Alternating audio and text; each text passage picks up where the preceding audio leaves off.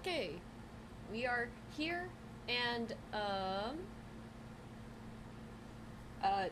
you're gonna have to pardon me for this. I saw a thing at the bottom of my little mini news feed on the computer, and it said WK Kellogg, and um, I was like, Mr. Kellogg, the Kellogg's guy, the guy who has a house at Cal Poly Pomona, the college I went to. I was like, well, what's going on with him besides the fact that he's dead? And I'm pretty sure it's just like the company in the name. Um, Anyways, the maker of iconic American cereals will be folded into the. You know, let me put the music back on real quick. It sucks that this opened an Internet Explorer thing, but you know what can you do?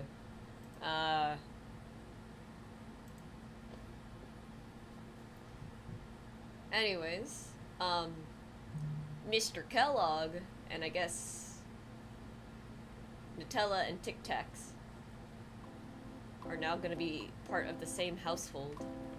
Um, I'm not sure why I felt the need to share that, but I saw that there, and me, with my stupid little monkey brain, saw Kellogg and immediately associated that with his brother, the founder of eugenics. I hope to God those posts went live. I'm gonna check real quick, and also open the creator dashboard because I forgot. I should probably have that open. You're live. Manage the stream. Yeah, I probably should.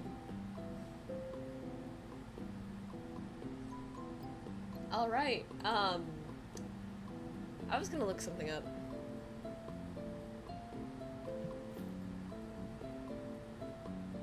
I forgot what I was going to look up, but here we are. I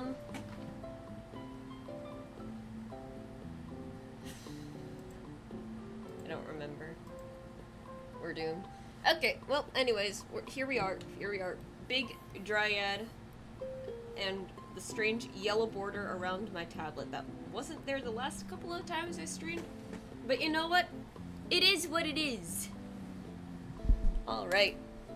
Let me actually get started on this piece. We're doing the redwood dryad today. Somebody, I forget who, on, Blue Sky said that I should do a redwood dryad, and I was like, oh my god, that's like a great idea. And it's perfect because, I'm Californian. Ooh. Ooh. We're gonna have to use the big pen sizes today. Oh, that's fun. Oh, I'm gonna have fun with this one. I love when my outlines get to be super thick. I have been debating on, like, doing, like, an art series where it's, like, it's the same piece, right? It's the same, like, piece of, or it's the same artwork, but every single day I make the line art a little bit thicker. And Medibang does it mostly in increments of, like, 10-ish, until it gets to, like, 200, then it starts to go to, like, 300, 400, 500, and the max brush size here is 1,000. So, I thought that would be really funny, but I don't know how I'm gonna go about that just yet. It's all part of, like, the inking practice. I'm not liking how I did these hair strands. Hang on. This just means that I probably, like, should have, properly sketched these in first, but I was, like, losing it with the hair on this one. Because the thing with the redwood leaves is, like, they're huge trees, right? They're massive, massive trees. But, what's it called? It was a bit loud. They're a massive tree, but their leaves are really, really tiny. And I think what it is that there's just a lot of them. They're really similar to the jacaranda leaves. Like, it's that sort of, like, feathered fern kind of look. So that's how that usually goes. So I was trying to figure out how I'm gonna do this. Anyways, updates on anything since last stream. Today is going to be the vending at the summer festival in the city next to me. Yeah, actually, that city next to me used to be... We used to be one massive city, right? And then our little portion of that city decided, you know what? We don't want to be known as this name anymore. We want to be under a different name. A name that is significantly more whitewashed than the former. And it kind of sucks. Like, it high-key, like, super sucks. Anyways, turn that down just a little bit more. And because they did that, not only is, like, the whole place, like massively gentrified, but also there's just, like, no attractions here. It's a commuter city with absolutely nothing to its name. So, you know, I fucking hate it here, but it's whatever. I'm excited for the Summerfest though. I know vendor check-in is at 4. Arguably, I should not be here streaming, but I was like, yeah, I usually stream like twice a week. I should probably like keep that up and stuff. Like, even though I have like all these things going on. My day probably gonna be like super busy, I'm not gonna lie. But it's all good. Did you guys like the Astarian art today, by the way? It's a little strange having to talk to the void, because I don't think anyone's exactly here yet. But, I am super proud of the Astarian art. Just to pull it up real quick.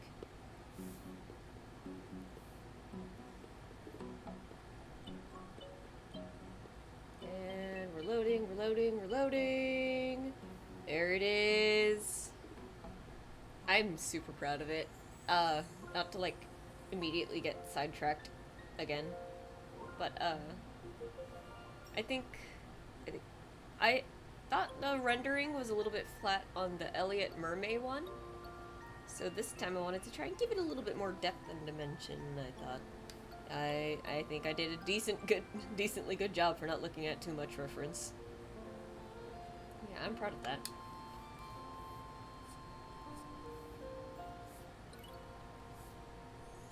There we go. It's a little weird inking with, like a thing that's like size 50, because I don't normally draw this big, but this is a massive dryad. I figured for the redwood, because redwoods are enormous, right? She should give the impression of, like, you know, someone that is like enormous. So like that's why she has like the hilariously tiny bird on her finger. And I'm planning for the background, I want to have like a bunch of like little trees down there, and like the clouds are like already like kind of like around her head. I don't think redwoods actually grow that high. But you know how I'm not gonna let that stop me.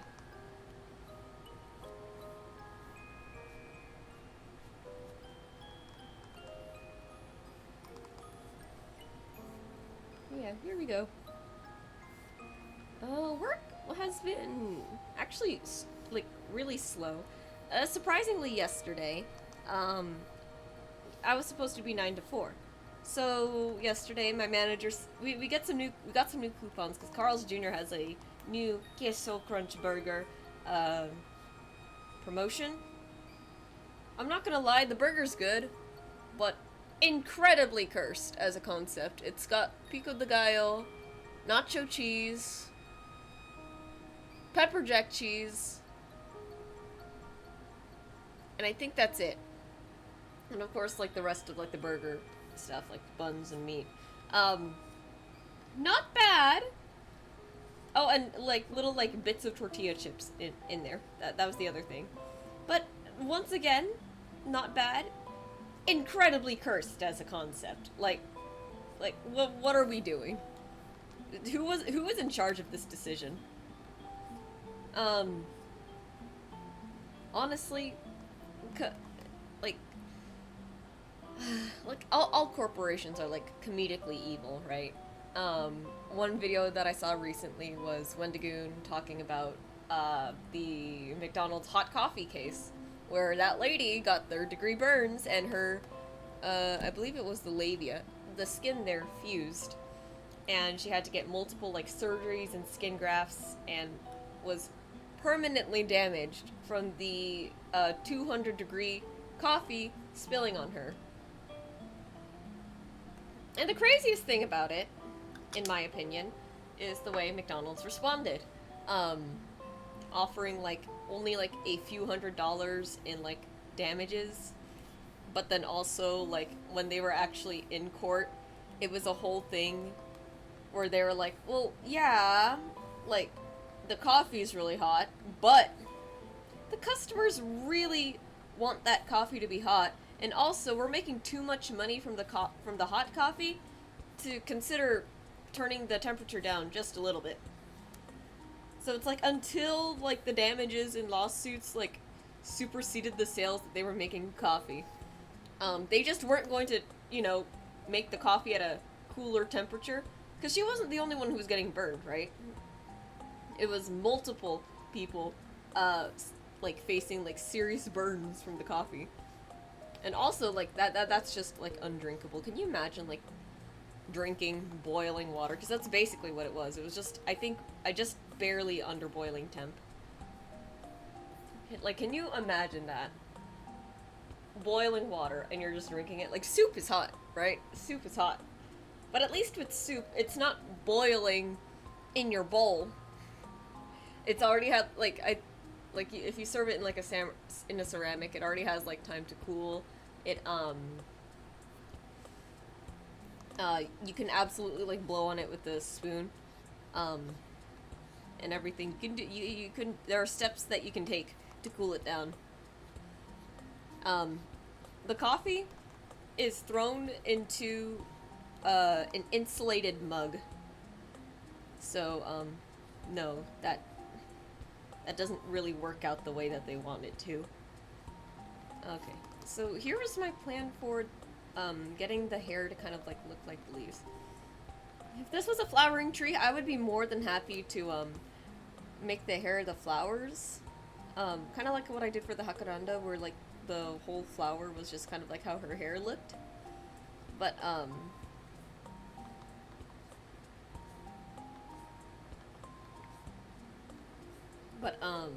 what's it called?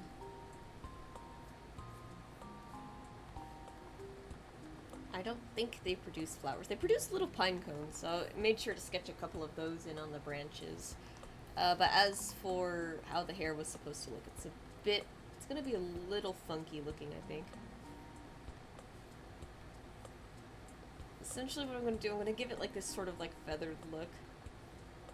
Sort of like mimic the leaves. Johnny suggested an afro, but the thing is that the leaves, again, aren't entirely reminiscent of that. And like when you look at redwood trees too, they're pretty, like, they're tall, right? So they're very linear in the way that they look. Like it's kind of like a pyramid. So I just think like I can save the afro for like a different tree. I know I want to do a palm tree dryad. And Johnny recommended a hairstyle for that one. I know it's another like, like, I know it's another black hairstyle. I just forgot what it was called, but I'm probably gonna do that for the palm tree one. Because I think that will look nice. I think I know what he's talking about. Again, I don't remember what it's actually called. You know, because God forbid I actually remember something important.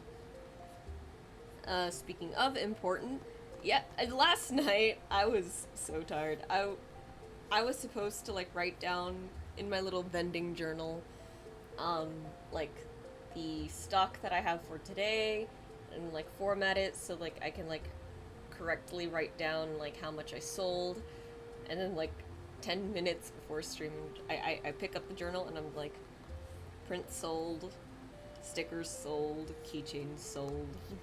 I'm not gonna write all of that down. Speaking of, it sucks that prints don't sell as easily, which is fine, right? I get it.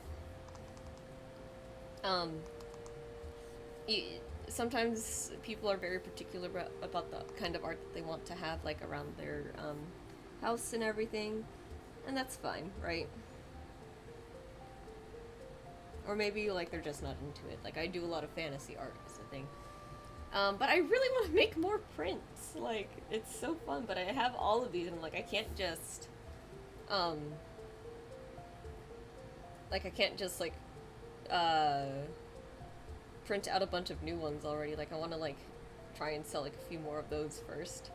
But, because the other thing, too, aside from, like, all the dryads and everything, I really want to, I think, first of all, to explain what's going on here, I figured out how to scan my traditional art over to the computer. So I think these are looking really nice. And the cool thing too, I can color these. Like, I can actually just take my pen right here and just go wee woo. Look at that. Isn't that so cool?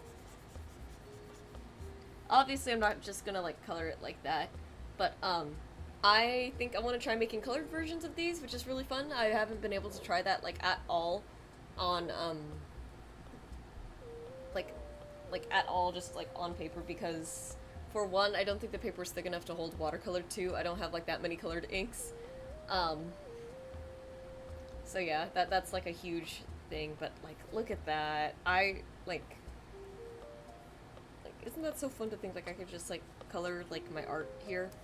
I'll probably like paint it in and everything, but I'm excited because that's like super cool. That's gonna be like a fun little like side project in a sense.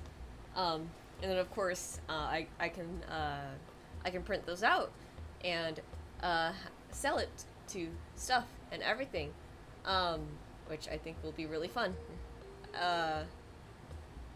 But yeah, so let's see, let me continue this. I'm gonna work on the face now. Yeah. It's also obscenely hot today. I was taking out the dogs. I made a trip down to a 7-Eleven in Carl's Jr. real quick to get some stuff. I think when the stream ends, I just want to have like a few minutes to sort of relax and like get all my stuff ready before I head out to the game store for to get ready for vending over there. So I was taking out the dogs. Jimmy loves the outdoors, right? Like he will stop and smell the flowers, and by smell the flowers, I mean he is genuinely just smelling flowers. Let's see. I thought I left my phone over here. At least another thing this went live. He will genuinely like stop and smell flowers for like a good handful of minutes at a time, and it's like, Jimmy, it's so hot, can we please go? And he'll like stay there and everything, and it's like, dude, come on. So I had to like pick him up and cut it off short because I was like dying out there. I made sure to get a Gatorade for today because it's gonna be a lot of sweating and a lot of moving things around, you know. So but at least this time I think I'll have some good help. One of my employees at the game store, he'll be running the booth with me, thankfully, and yeah, that'll be interesting. For Art Walk last week, we see, Johnny and Clive were helping me, but the strap for the folding table had broke on Johnny, so once again it was just like a very like awkward like having to carry it around, and again it was like middle of the afternoon, sun was just beating down on all of us. It was brutal, and I feel like today's gonna be like kind of the same but a little bit less stress because for one, at least there's going to be 2 cars transporting the stuff, and it's not too far, and the guy who's going to be running the booth with me, much bigger than me or my brothers are, so I think he can handle it. the biggest thing that I'm concerned about moving is going to be the rest of the vending stock. Yesterday I went over to the game store after my shift at Carl's. I got out like super early. I went over there. I was waiting for a bit for my boss because I wanted to see like, okay, well, what stuff did he want to take? Did he want us to like take to the event? But he was taking a while, and I was just sitting there like, I'm not looking to work a double shift today. Like, I know I only worked 5 hours in one place, but that's still, like, I still have things to do. So, I ended up asking, like, another person who was there, like, can I just, like, start loading a box full of stuff, and then, like, he can just, like, look at, like, what he wants to keep, what he wants to remove, what he wants to add, even. And she was like, yeah, you can go ahead and do that, because I was already there for, like, an hour at that point. Like, and I know, like, my boss over there is, like, a busy man, so, wasn't, like, too upset about that, but it was just like, oh, let me just, like, you know, not stay here for, like, another, like, hour or so, because, I wanted to get the Astarian art done, because it was, it looked like it was gonna be, like, a really fast job, and it was. Got that done pretty quickly. And then, so yeah, so what did I put into the boxes? A bunch of board games. We've got a bunch of board games in there because, that is another part of what we do. We're not just a tabletop RPG store, we're not just a TCG store, we also do, like, actual tabletop gaming, like, once again, board games and just card games and, like, party stuff, right? So I loaded a bunch of those in. We've also been selling the Labubus. I'm not super into Labubu. Maybe this is controversial to say, but high-key Labubu just does not interest me at all. I don't think they're that cute, and I don't think they're that edgy either. So for me, it just strikes like this kind of like dumb middle ground where it's just not really appealing on either end of the spectrum for me. Because don't get me wrong, I like cute things. I have my fair share of like cute stuff. Like look at this frog mushroom guy that I have here. Isn't he adorable? But I feel like if you want like the proper balance of like cute and edgy, there are multiple ways to go about it. The way Labubu does it just is not for me. I just think it's like insanely like unappealing. Like I'm sorry, but people love them, so the store's selling them too, and I think we get like a good amount of business that way. There's also been this SpongeBob and Patrick Best Friends plush that has not sold yet.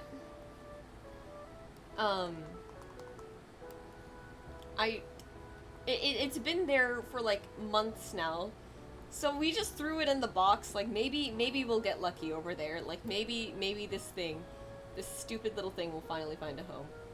I was like a little bit careful on like what to like bring over, because a huge thing too is that the audience over there at the fest little fair, is going to be. I think like mostly like families and stuff, right? Maybe like a few nerds here and there, but it's mostly going to be like families looking for like stuff for their kids and everything. So we got a bunch of like Lorcana stuff because it's got like the Disney characters on it. We got a bunch of like the Labubu plushies, like I said. Couple of card sleeves, couple of dice sets. I made sure to include a Shiver RPG rulebook in there, a Dungeon Master's Guide, just in case we do get some people asking about it. We are going to do the paint your own miniatures thing. I think the kids will love that very much, but once again, they are making it free for God knows whatever reason. So, oh well. It's not like our paints cost anything, I guess. Like, I think it's sweet that they want to do it for, like, free, but I'm just here, like, you guys realize they're, like, not gonna buy the board games at all, right?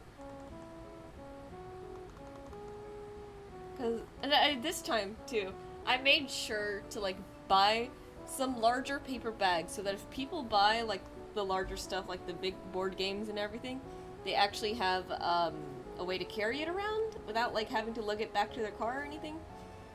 Because that was a big concern the last time I did this for the store, and I was like, yeah, it would be a problem if people bought this, huh?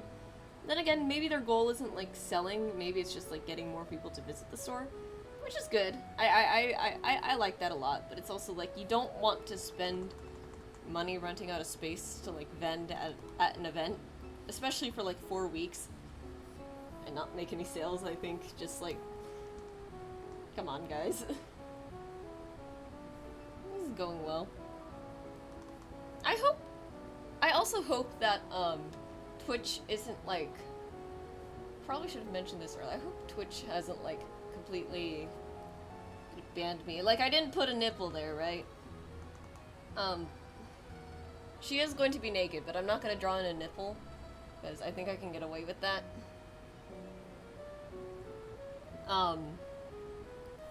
And not have to worry about marking it as NSFW, and if I get struck down, well, that'll be that. And I think I could get this done by tomorrow morning, too, which is cool. This will be like another week where I had all of my whips lined up that I set out to finish for the week, and I actually do finish them all.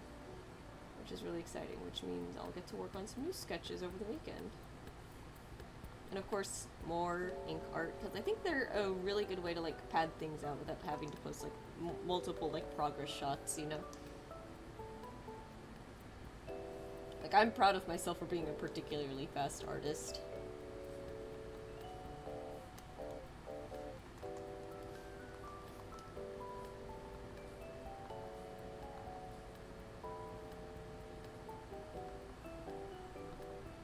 There we go. And then... there we go.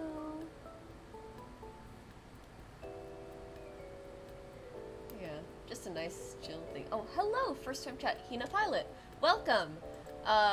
You've caught me, just like outside of like the whole rambling thing.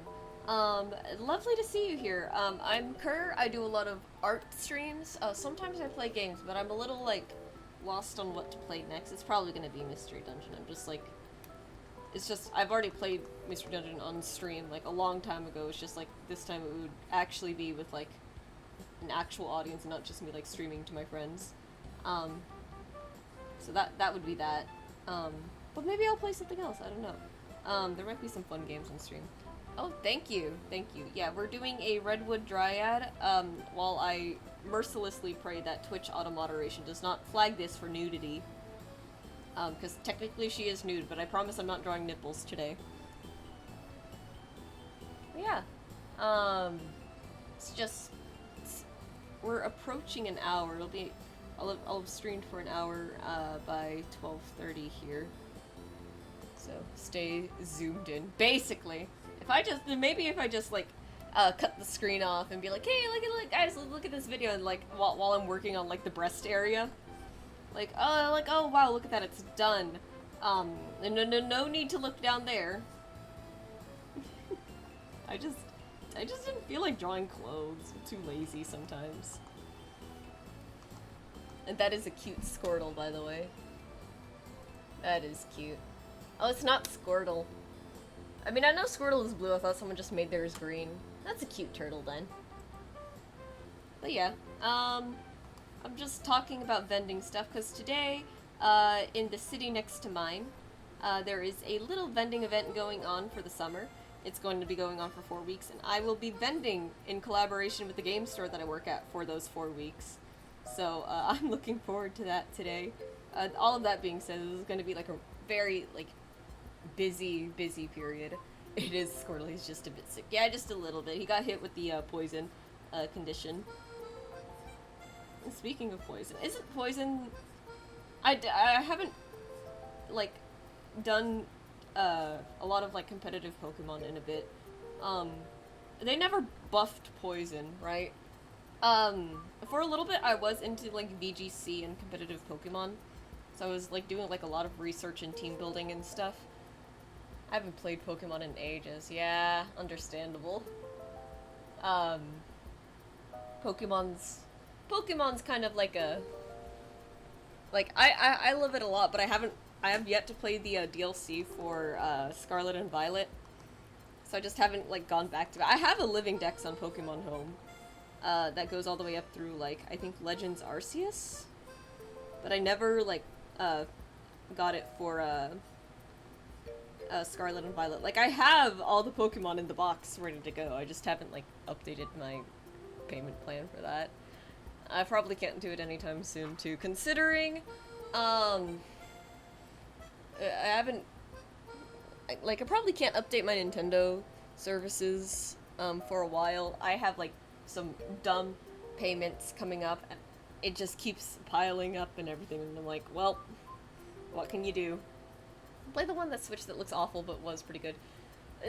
Here's the best part. Sword and Shield and Scarlet and Violet look awful, but yeah, no, I'm assuming you're talking about Scarlet and Violet, because that's the one that everyone memed on for, like, having, like, really shitty frame rate and, like, poor animation quality and everything. Where are you? I'm assuming US? Yes, California. Good old California. Yeah, but Scarlet and Violet was, like, good content-wise. It was just terrible, like, graphics-wise, which was hilarious.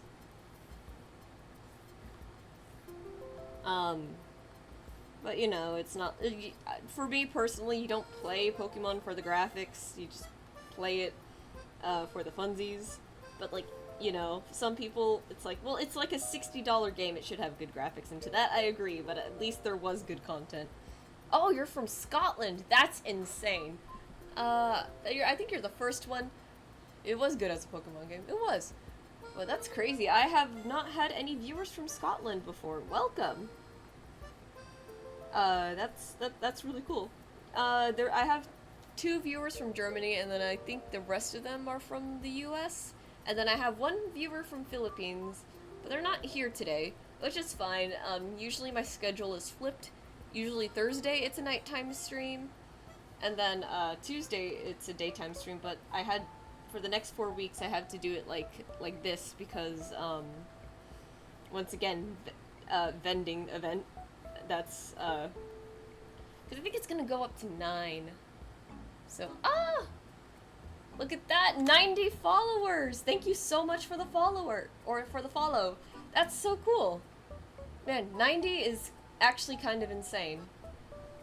Like, wow, it's kind of crazy that I always think it's like, even though like a lot of them don't necessarily return, I think it's like cool that like people will like just follow and like they'll be here occasionally, which I think is very, very insane. But yeah. So yeah, the whole vending thing is happening. I should probably see what time it ends. I'm pretty sure it ends at 9 o'clock. But I could be wrong. I just know that vendor check-in is at 4, so as soon as stream's over, I'm probably gonna like book it over to my game store so we can start figuring that out.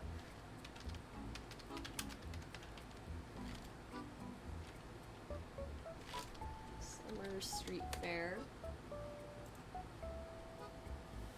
Yeah, 5 Nights Summer Street Fair. I think it's this one. Yeah, so this is the one that's every Thursday. And it's going 6 to 9 p.m. Yeah. So, I'm very excited. Oh, and there's gonna be bands, too. Yeah, this is gonna be cool. Hell yeah. I'm excited. But, oops. Wrong window. There we go.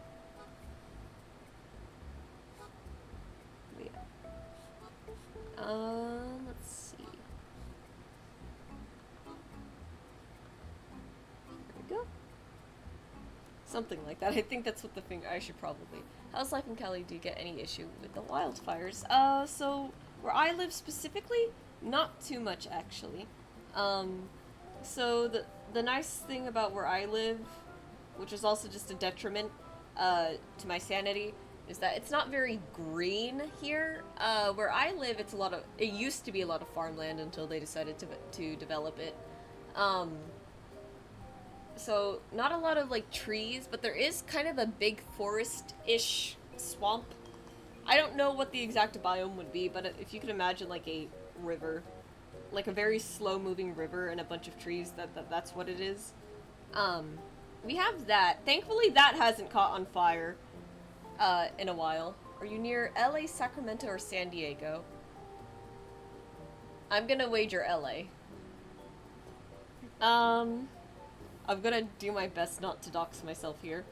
I'm in a commuter city, so it's like a very small, like, middle of nowhere kind of thing.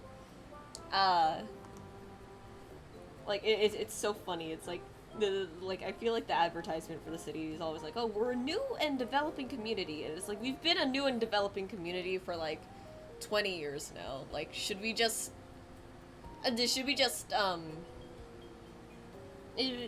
I feel like we should, like, speed up the developing, you know?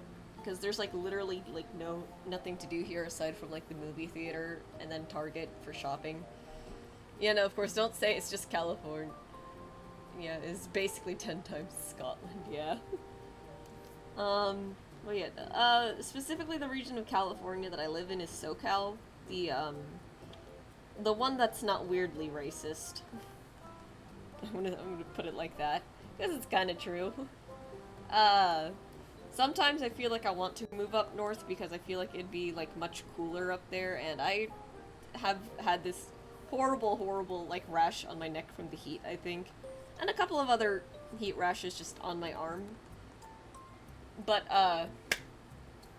let's see. I have a sneaking suspicion that if I tried to live, in NorCal, I'm gonna have to, walk with my head down and a gun in my pocket. So, thank you, NorCal. Thank you for not being a viable place to live. It's not that I haven't been up there before, but it's just, like, I feel like when I hear people talk about it, it's always so, like dog side-eye. I'd really like to visit. We went to New York in February with my wife. It was gloomy and cold as fuck.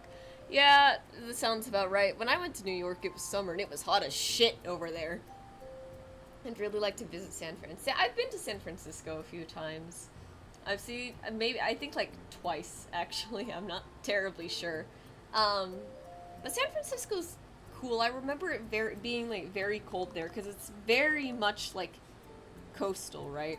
Like, I live inland, so, and in a valley too at that, so it's miserable here during the summer, but I bet, like, everyone else by the coast in California is like, oh yeah, this is great, California has the best weather.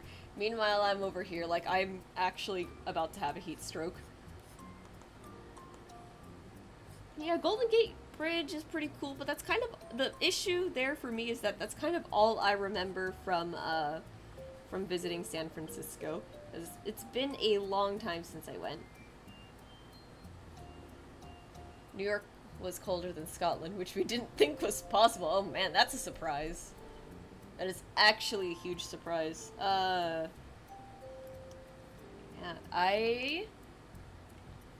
wow. I have no idea if it's because of the close proximity to Canada or anything else, but that is the only way that I can imagine it being like colder than. Well, I think New York touches the sea in some places, but no, we're talking New York City. I don't know if they actually see the ocean over there. The state of New York, I think, has like borders on the coast a little bit, if I remember the map correctly. But New York City itself, I'm not sure about that. But yeah, colder than Scotland is crazy. America's like a fairly like warm like country, all things considered.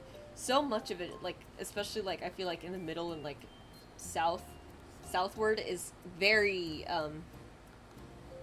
it just feels like very warm. Like I can imagine them cold, but like when summer hits hard is the thing. You guys have so many biomes and climates. It's a big country. It's a huge country. Yeah.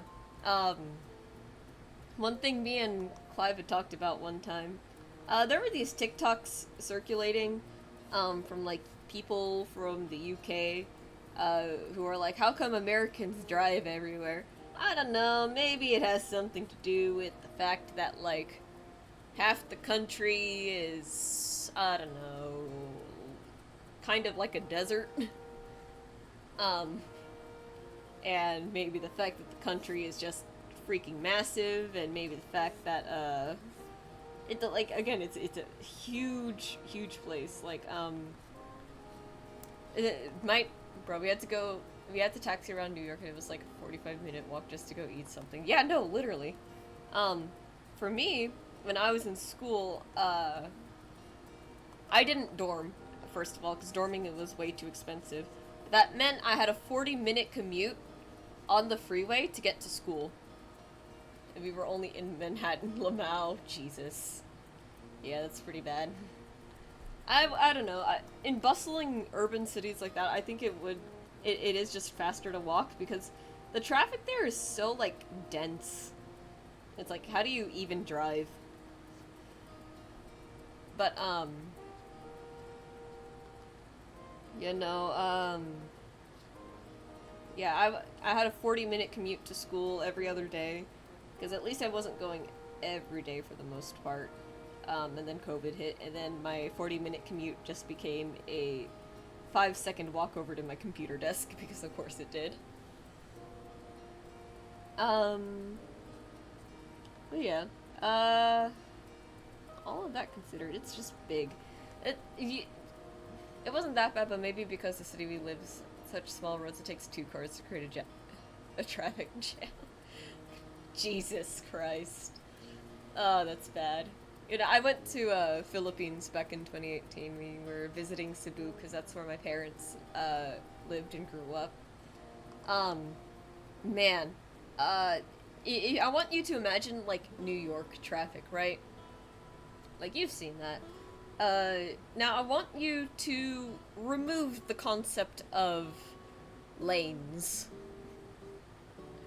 and that was Cebu traffic. The traffic in Cebu was unlike anything I have ever seen. If we went to India and Vietnam, it's the craziest traffic I've ever seen. I have never been there, but if it's anything like Philippines, oh boy. I just think it's crazy. Like people are just like getting as close as they can to each other in the road without like worrying about crashing. I guess they don't really have to worry about crashing because they're moving at a snail's pace, but it's like, man, you stop somewhere, you are parked, not your problem anymore. Yeah, basically. One of the craziest things that really like put it into perspective for me, like how bad the traffic was in Philippines, was we went to this resort. Well, not, it wasn't. When you looked purely at the I guess miles or meters, like how far it was from the hotel, should have been like a 10-minute drive at most. Because of the traffic, it had turned to something like half an hour back to the hotel or something crazy like that. It was insane. Vietnam is the most awesome trip we ever had. It was amazing. I've never been to Vietnam. Had a friend who went. One of the only things I remember he said about it was crazy seeing people in like this high humidity area and still be in like full business suit and tie and everything, and dark color at that. Like you're actually walking around like that. Actually insane. I can't stand the heat, let alone like high humidity. Like even when it gets a little bit too like even when the air is a little bit like moist over here, I'm already like losing it because it's like it's so sticky. I was dying. Half-ass naked superhumans. Imagine though, like honestly, in countries like that, if people wanted to walk around naked, I wouldn't blame them. I too would also want to peel off my skin in that kind of weather. Let's see. There we go. That's one of the branches done, I think. We're gonna paint in these extra features over here because they're a little bit too small for me to really care about inking them in. Nah, me either, exactly. I think some of the worst it's ever been, or some of the worst humidity I've ever experienced outside of Philippines. That same trip where we went to New York, we were just kind of in like a couple of places East Coast. So we went to Canada, we were a little bit into New Jersey. So let me cover up the heavenly light behind me. A little bit into New Jersey, and then at some point we were in Washington, like Washington, D.C., the capital of the U.S. itself. That was... See, the funny thing about that was this. It was summer, once again, right? Summer of, like, 2019 or something. And, so we're at this little, like, gift shop, and it starts raining, like, outside. It's really, like, heavy rain, right? It's like, oh, wow, I guess we should, like, buy an umbrella for that, or something, so we can continue our walk through, wherever we are. Anyways, so the heavy rain, it rained heavily for, like, 5 minutes, and then stopped. And it's like, oh, okay. I stepped outside. If you have ever been in, like, an indoor water park, you know that, like, it's warm, it's muggy, it feels like everyone is, like everyone's breath is just on you and clinging to you. It was like that, but, like, 5 times worse. It was so hot, and it was so sticky, and I was losing my mind the entire time. I was like, can we just go? It's only the United States Capitol. We don't need to see this. We don't need to be here, like, at all. But yeah, just, it was bad. It was bad. It was not great. Most of my, wardrobe was jeans, and, you know, I fare fine in jeans most of the time. Cause it's just what I'm used to. My clothes were, like, clinging to me, and it was unbearably itchy all over my legs, and I was like, I want to go home. I want to be in an air-conditioned building. But the place we were in, it was kind of like a little park, like a little memorial park for something, and I was just like, get me out of here, please. But besides that, it was alright walking around. Let's see. We saw the White House from a distance. I saw agents with sniper rifles on the White House. We stopped to eat some popsicles, and a duck bit one of the popsicles. Lots of, like, memorial statues and stuff like that. For stuff, but it was interesting. It was alright. I think I mostly enjoyed the ducks. Like, it was fun seeing them. Same thing with, like, Canada, too. There was a bunch of geese. As we were leaving Niagara Falls, I'm there, our brother Clive, me and Johnny, that's my other brother. It's like 65 degrees Fahrenheit here. That sounds amazing. Air conditioning, what's that? I've never experienced. Oh, I see what you're getting at. Yeah, I've never experienced it too. And by that I mean, our house's AC has been, our house's air conditioning has been broken since 2019. The only part of it that works is downstairs. Upstairs, in the bedrooms, we all have our own fans or AC units that we rely on to stay cool at night. And I kind of hate it. Like, it's nice that our parents bought these for us so that we could, enjoy the comforts of air conditioning in our bedrooms, but at the same time, your AC got COVID too, basically. At the same time, it's really loud. I can't sleep with it on. Some people, like, enjoy having, like, a white noise drone on to, like, go to sleep to. I can't with this thing. Like, I actually can't, and I won't stay asleep for long, so I can't even, like, have it on a timer. So, what I've resorted to is I'll leave it on for, like, a few hours, like maybe 1 or 2 hours, and then as soon as I turn it off, I head straight to bed and hope that I don't wake up in the middle of the night drenched in sweat. Unfortunately, I do tend to wake up in the middle of the night drenched in sweat, and I have to turn the AC on again. But thankfully at that point, it's been like cool enough outside to where the room cools pretty quickly, and I probably only have to have the AC on for like 5 minutes, and then I can just turn it right back off and go to bed. But man, it is brutal. I want to fix the AC this year, but I don't think that's gonna happen because my parents are like, oh, it's really expensive, you know?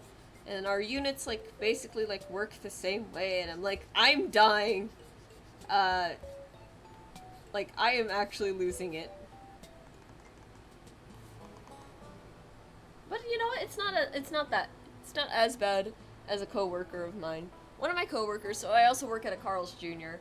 One of my coworkers, they were telling me that yeah, their AC works, but the family that they live with, because they're renting, I think, the family that they live with decided that the AC is just really expensive, and that they're just not gonna have it on if the heat is manageable. And I'm like, yeah, I get that. Because my dad's the same way too, like even if the AC downstairs works, we won't turn it on unless it's really bad. But then like one day, they come in, and as we're like talking, I forget what we were doing, but they just brought up, like, I swear, if all of the fans are on at home, I'm gonna lose it. And I'm like, why are all the fans on? Don't you guys have AC? And it's like, I forget what the reasoning was for the fans specifically, but they turned on every single fan in the house because it was so hot. And I'm just here like, why wouldn't you just turn on the AC? Like, it's the same thing. If you have like 50 fans running in the house, that's a lot of power usage still. But you know, what do I know? I think the bird's small enough to where I think I can just paint it on. So we'll leave him like that for now. It's a if you want to know what kind of bird it is, it's a stellar jay. I had to look up birds that live in redwood biomes. So my wife is Spanish. Her family are like, if it's not like 90 degrees Fahrenheit, you're not turning it on. And I'm like, bro, I'm not Spanish. I can't do this. Basically. Oh my god. Yeah. I don't blame people who, like, you know, like, need the AC and stuff like that. Because I know for me, I would just be, like, having it on just, like, in intervals throughout the day. Like, just making the house, like, livable for a little bit. But yeah, no, it's like, it is insane sometimes. I don't know how people survive without air conditioning. That same coworker used to live in Vegas, and I don't know if you've been to Vegas, but if like this, like I've complained, like, oh, this is like a valley desert sort of area. That is actually a desert. Lurking a bit. I need to cook for the monster. I mean, wife. Yeah, I would love a monster wife too. Real quick, I gotta look up some redwood trees too. And get a good idea of how these guys look. Oh, their wood is very red. I suppose that's the least I should have expected from a name like Redwood. Got audio though. Perfect. Yeah, it's pretty red. Let me see if I can find a picture that's less filtered and saturated. Yeah, this looks good. So it's like a... But anyways, yeah, Vegas... First of all, I always forget that people live in Vegas. Like, there's suburbs out there, like, outside of the city that people just live in. Which is funny. Like, that is hilarious to me. But apparently their AC over there didn't work either, and it's like... Are you guys alive? Like, how did you even, like, live there without AC? I cannot imagine. Okay, then we'll get this spot. And I think... It's nice that we're moving on to color. I think, once again, I do think I can get this done for tomorrow's art post, but if I don't, perhaps I can finish drawing that little hermit crab. Here we go. Let's see. I'm gonna take this, make it a darker color, right for the sclera here. Get that nice and drawn in.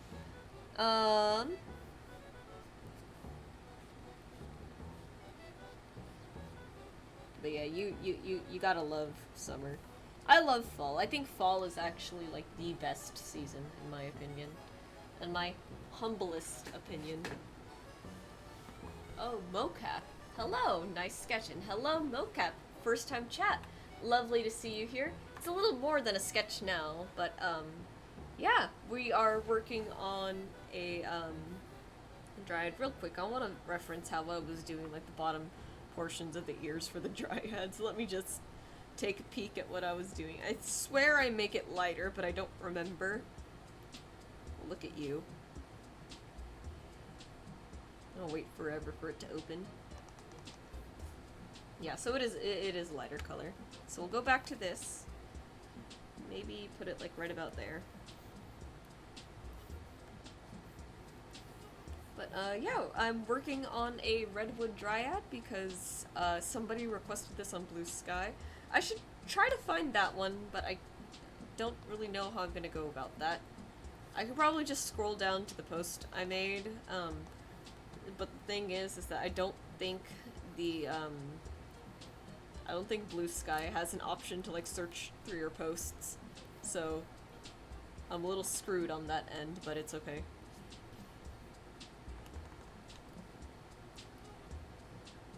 Okay, and then let me look at the trees' leaves now.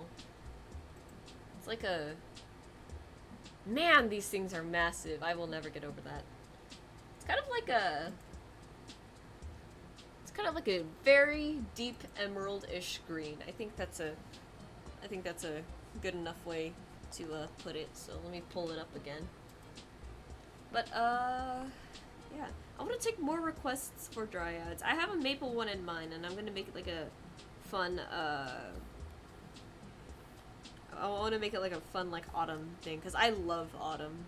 Like, that is the best season, in my opinion.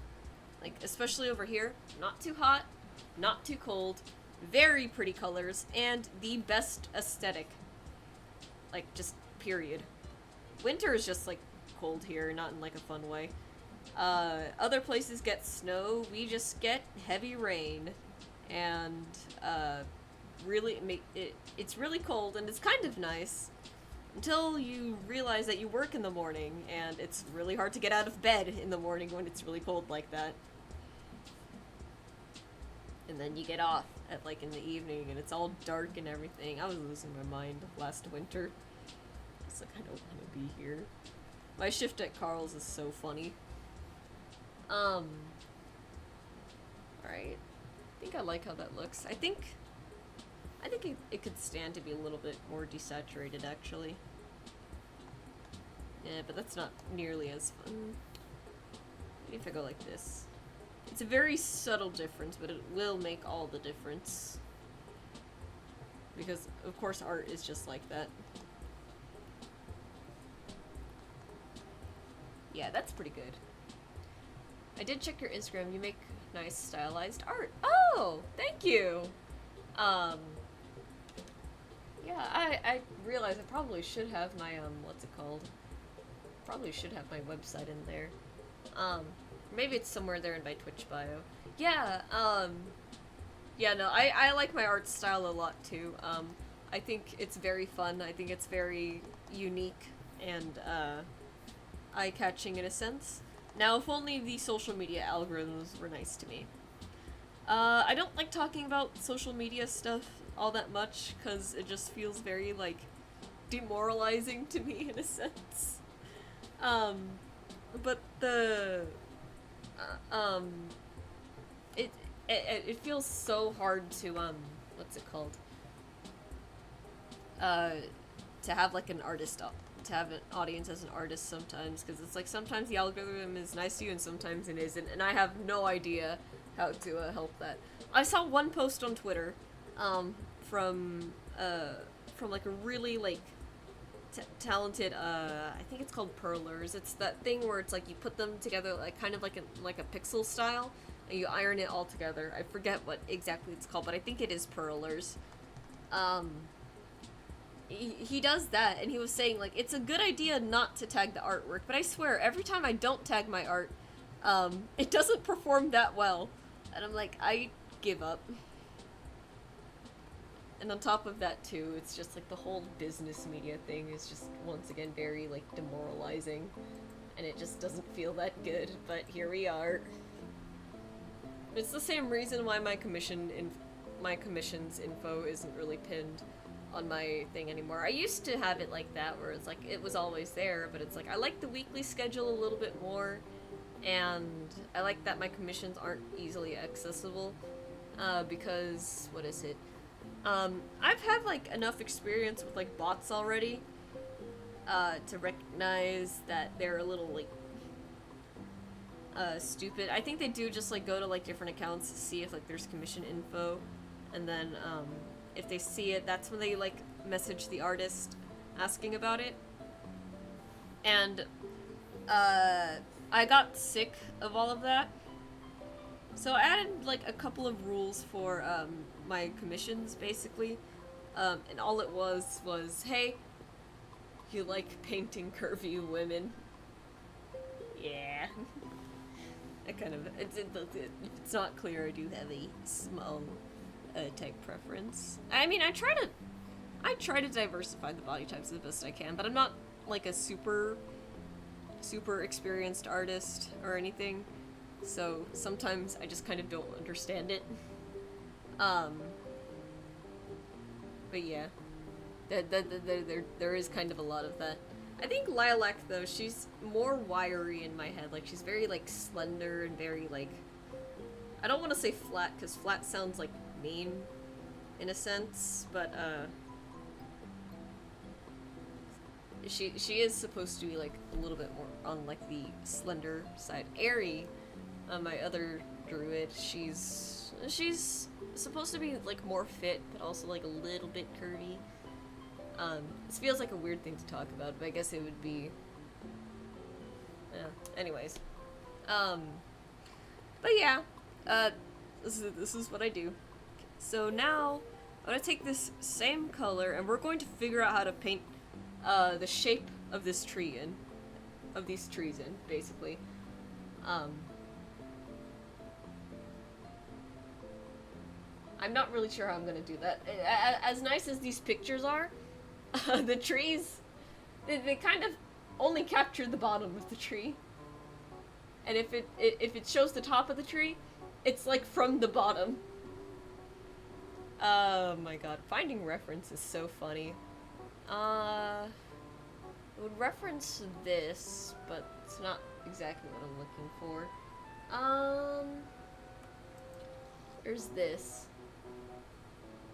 Did you know there are only 3 species of redwood trees? 2 are native to California, and 1, the Don redwood, is native to China. You want to tell me which one that is you're showing me?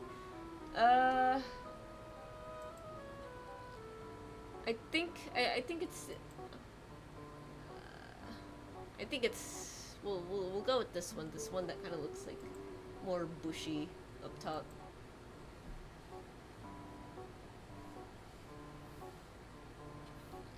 Let's see, how do I want to do this? I guess oh, actually no, here's a better one. So it's actually it's way more pine shaped. I saw your socials, you have card link in your profile. Oh, perfect. So I did put that there. Good, I couldn't remember exactly. Okay, oops. Let me turn this off. No, actually, that can stay on. So, I think... let's see, I'm gonna take this, make it a bit darker so that we know, like, it's in the background, right? Not too dark. We'll do something like this, so that way you can take this. Yeah, I still gotta update, like, a few things on my Twitch, in my card. Like, I gotta make a new profile picture because I have the new one now. I got to, it's really just the new profile picture thing that I've been forgetting to do. At least I remembered to update the schedule this time for Twitch. Actually, no, yeah, I should make this, like, a little bit, like, darker, too, so we know it's, like, in the background. Right. A little bit more. A little bit less, actually. Kind of like this. It's not going to be super detailed because, you know, it's going to be, like, way in the distance, but,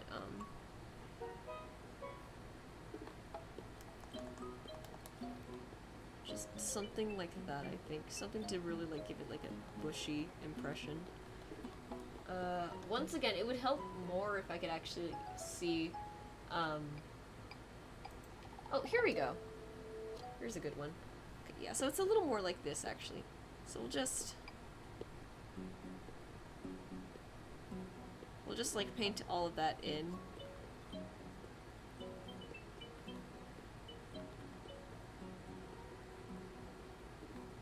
Alright.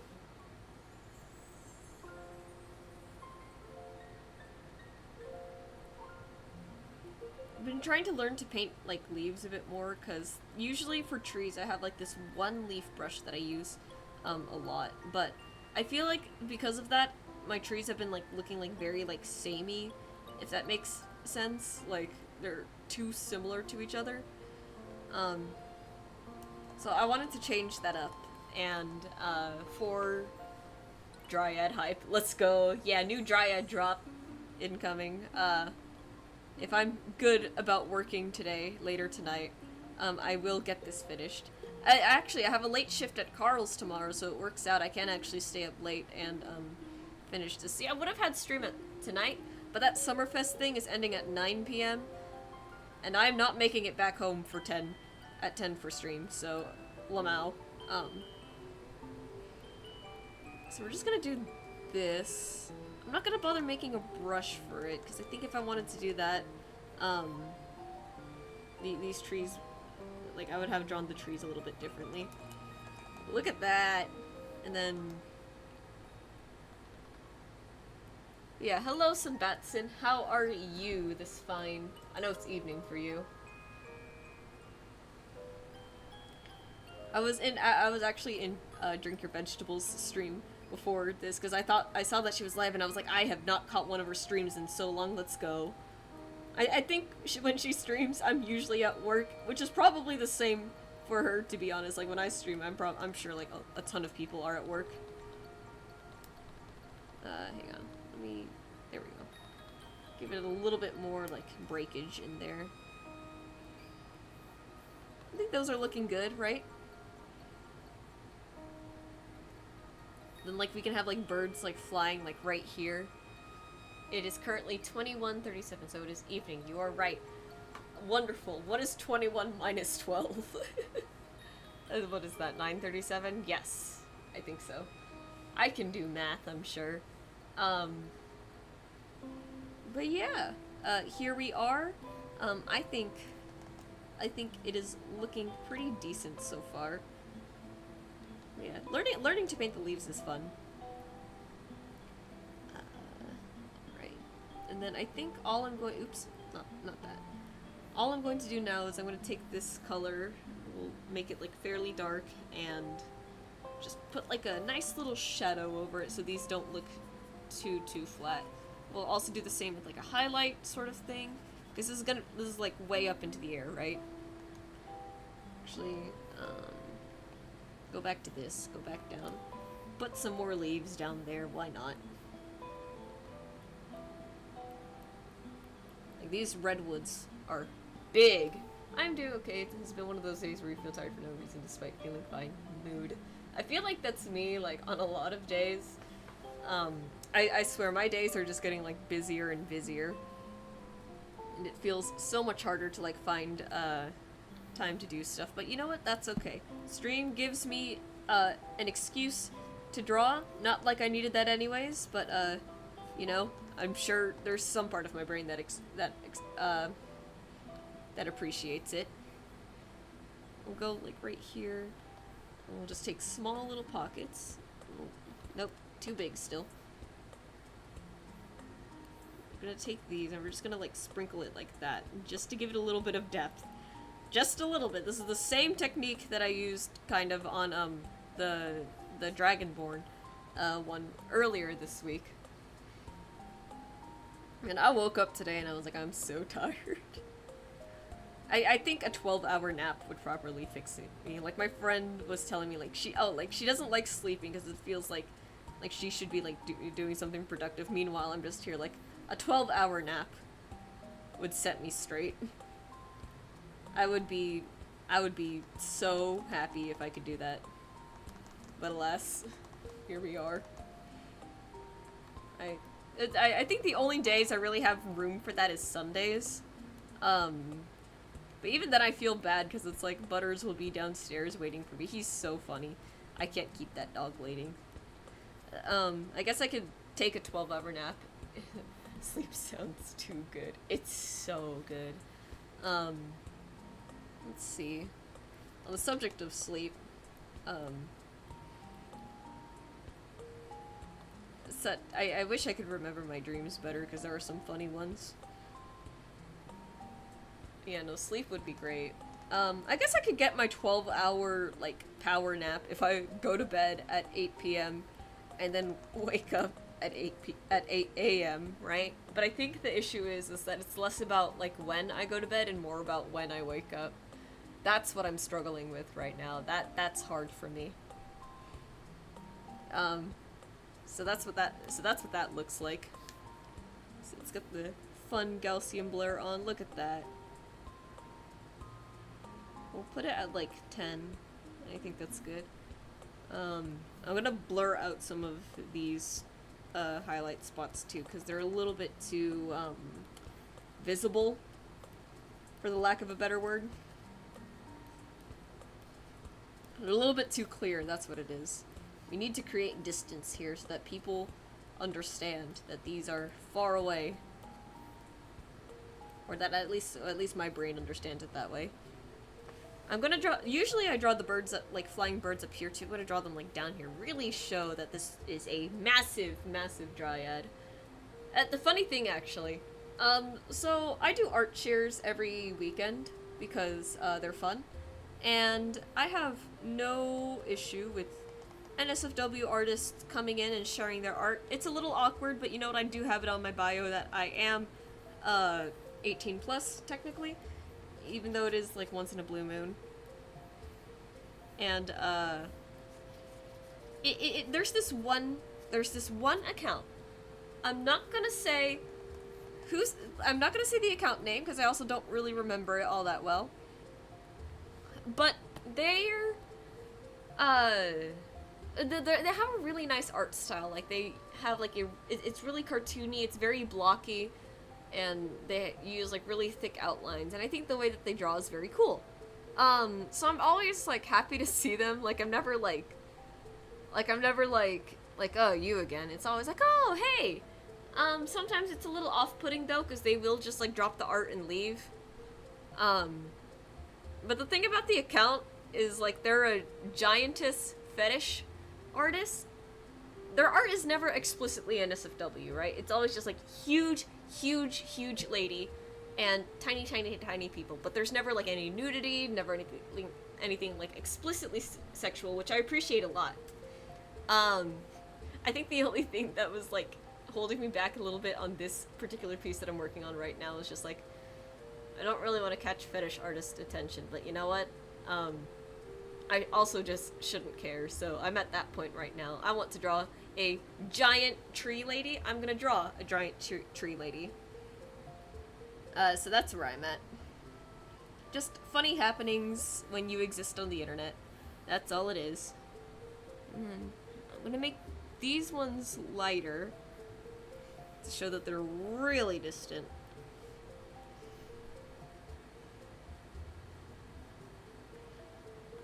Just to give, like, the impression that there is, like, a lot going on, like, in the background. Like, this is, like, in a forest. I just We're gonna fill it in so that there's not too much, like, space down there.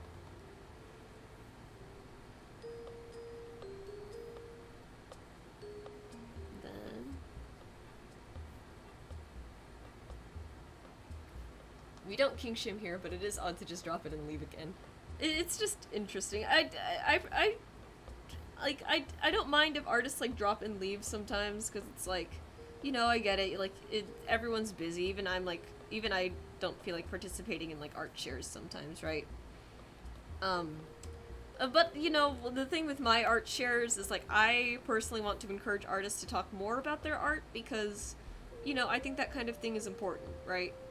I think the world can be particularly mean to artists, and we should be able to feel, like, proud of, like, the work that we do, and we should be able to, like, speak about it and everything. And that's what it is for me. So usually whenever, like, somebody, like, drops and leaves, it's like, I feel like it undermines that mindset a little bit. Because it's like, you know, like, I'm giving you the stage here. But, you know, they don't have to, but it is just, like, to me it feels like, like, you know, if a picture's worth 1,000 words, imagine how much more, like, art is. Like, when someone, like, takes, like, hours, creating something. I think my art is well worth over 1,000 words. But yeah. Alright. Do we have the impression that this is a tall person? Just yet? There is a little bit of blue down there, hang on. We can't have any of that down there. What layer is that on? There we go.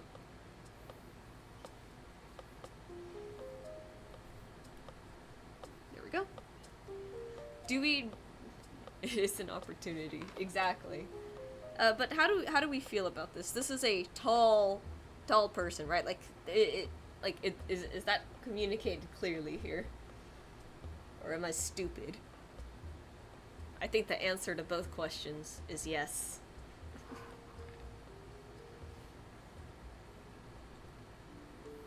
And then the last thing I'm gonna add is I'm gonna add some flying birds because you know, what's a drawing without, like, random flying birds in the sky? I think you can see it. I think so too. Like, we have, like, the tall trees in the background, and then we have her towering over them still. I think it translates. Once again, I still wish I could have done something a little bit more different with the hair. Just doesn't feel, redwoody enough, but it's okay. We'll make the birds small, too.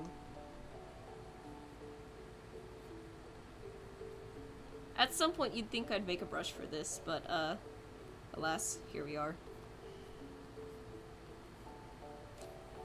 On a side note, I showed this off earlier, but I think, I don't remember if anyone was there yet. Probably not. I found a way to scan my ink work. And, the fun thing about this is that it means I can actually color in my ink stuff now, which is really fun. So, like, imagine, like, this for a moment. Like, we can take it and we'll be like, oh, look how oh, wrong layer. Look how fleshy it is now. I'm obviously gonna do a little bit more than just, like, the solid colors and everything, but, like, I'm excited. So I'm gonna make colored versions of these. See which one people like more. Because I would like to make my ink stuff into proper prints and sell them, but prints also just don't really sell that well, so I'm still, like, waiting to sell the other stuff that I have.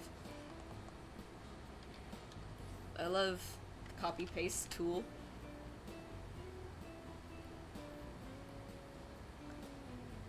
Just, like, fill in the, all it is that we're just trying to fill in the thing with as much stuff as possible to really, sell the idea of, like, a fleshed out environment here.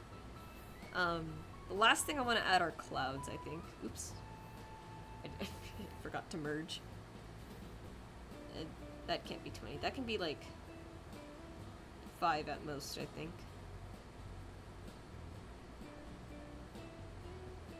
There we go. Then we'll paint the bird on the finger in a moment. Because the other thing too, we have a tiny bird here to further emphasize just how big this tree lady is. This is kind of how I interpret my druid goddess, actually. So Johnny was talking about this artist that he found on Instagram. They're making a comic about what's his name? Achilles, right? I think it's called like no, I don't remember the title at all. Sob. I don't remember the title. But it's really cool, because the way that they've depicted the Greek gods, they're very, like, eldritch in design, and I love it so much. Like, they're freaky. I think, like, Poseidon was, like, this sort of, like, shark-looking thing. Like this ancient sea creature, which I love, by the way. Like, I think it's a fun way to depict the gods like that, and I agree with that depiction of the gods, because it's, like, these... Like, gods and goddesses are, like, you know, they're big, and they're powerful, and they're almighty, and they're, like, so, like, I feel like they're so separated from humanity that it just, like, doesn't make sense for them to have, like, human forms. Obviously, we're gonna give them human forms, because that's kind of all we can work with sometimes, and it is easier to do that at the end of the day, but I know for my goddesses, in my world specifically, I want them to be, like, super, like, abstract. There's this one goddess, she's the moon goddess in the world. Her name is Cara Luna. And I just, by the way, I literally just took that, or I got that name just by combining, the words for, like, face and moon. Because, I thought that would be fun. Because the whole idea of the moon goddess in my world is that she's sort of like, she sort of represents, like, change, because, you know, the moon always goes through these different phases, and I love a good moon goddess. I want to draw her so bad. Like, if I were to just, like, real quick, like, sketch out my basic idea for what she looks like in my head. You guys know Ko, the face stealer from Avatar: The Last Airbender, that freaky guy? Like, if I were to just draw her out real quick, she's like, this is gonna be so botched. Me at least... No, I'm not gonna give myself a stabilizer. I'll do it in pencil, though. She's like... She would be like a face, right? Like, she would have like a nose and everything. Like, she would have like a mouth and the mask and stuff. But she would be like very like ethereal, very like no body whatsoever, and then she's like surrounded by her other masks, which are the phases of the moon. This is such a out of context thing. And each mask has a different name. I had them on my phone, I think. Let me see. I'll pull them up right now. If I remember where I put it. No, it wasn't Ikora Teams. Extra stories? Yeah, so I had a few of them figured out. So a new moon was Face of the Hidden, and each phase of the moon was actually associated to a different strain of lycanthropy. So Face of the Hidden was for were rats and were bats. Face of the Cunning, which is a waxing crescent, was were fox and were jackal. Face of the Jolly was half moon, which was were seal and were bear. Face of the Strong was waxing gibbous, which was were boar and were shark. Face of the Mighty was were wolf and were tiger. And I left off with waning gibbous, which was Face of the Fierce, or were panther and were badger. So she, like, her whole thing is just like the concept of change and transformation. And she basically has like all these different masks and everything for each phase of the moon. A lot of like druids, like moon druids especially, like hearken her or thank her for like the ability to like shapeshift and stuff. Changelings are sort of like the same way, where like this is like their mother goddess that they're associated with. So I want her, once again, I want her to look very like eldritch and like sort of inhuman in a sense. I can't cover the thing there. Let me see if I try sitting differently. I'm just trying to cover my window, it's so bright on the camera. And then Druida, the actual nature goddess, she's interesting in like a few senses. She's got like, go back to this color real quick. I want her to actually look like a giant tree. Like in my head, she's very like, she looks like a tree. She's very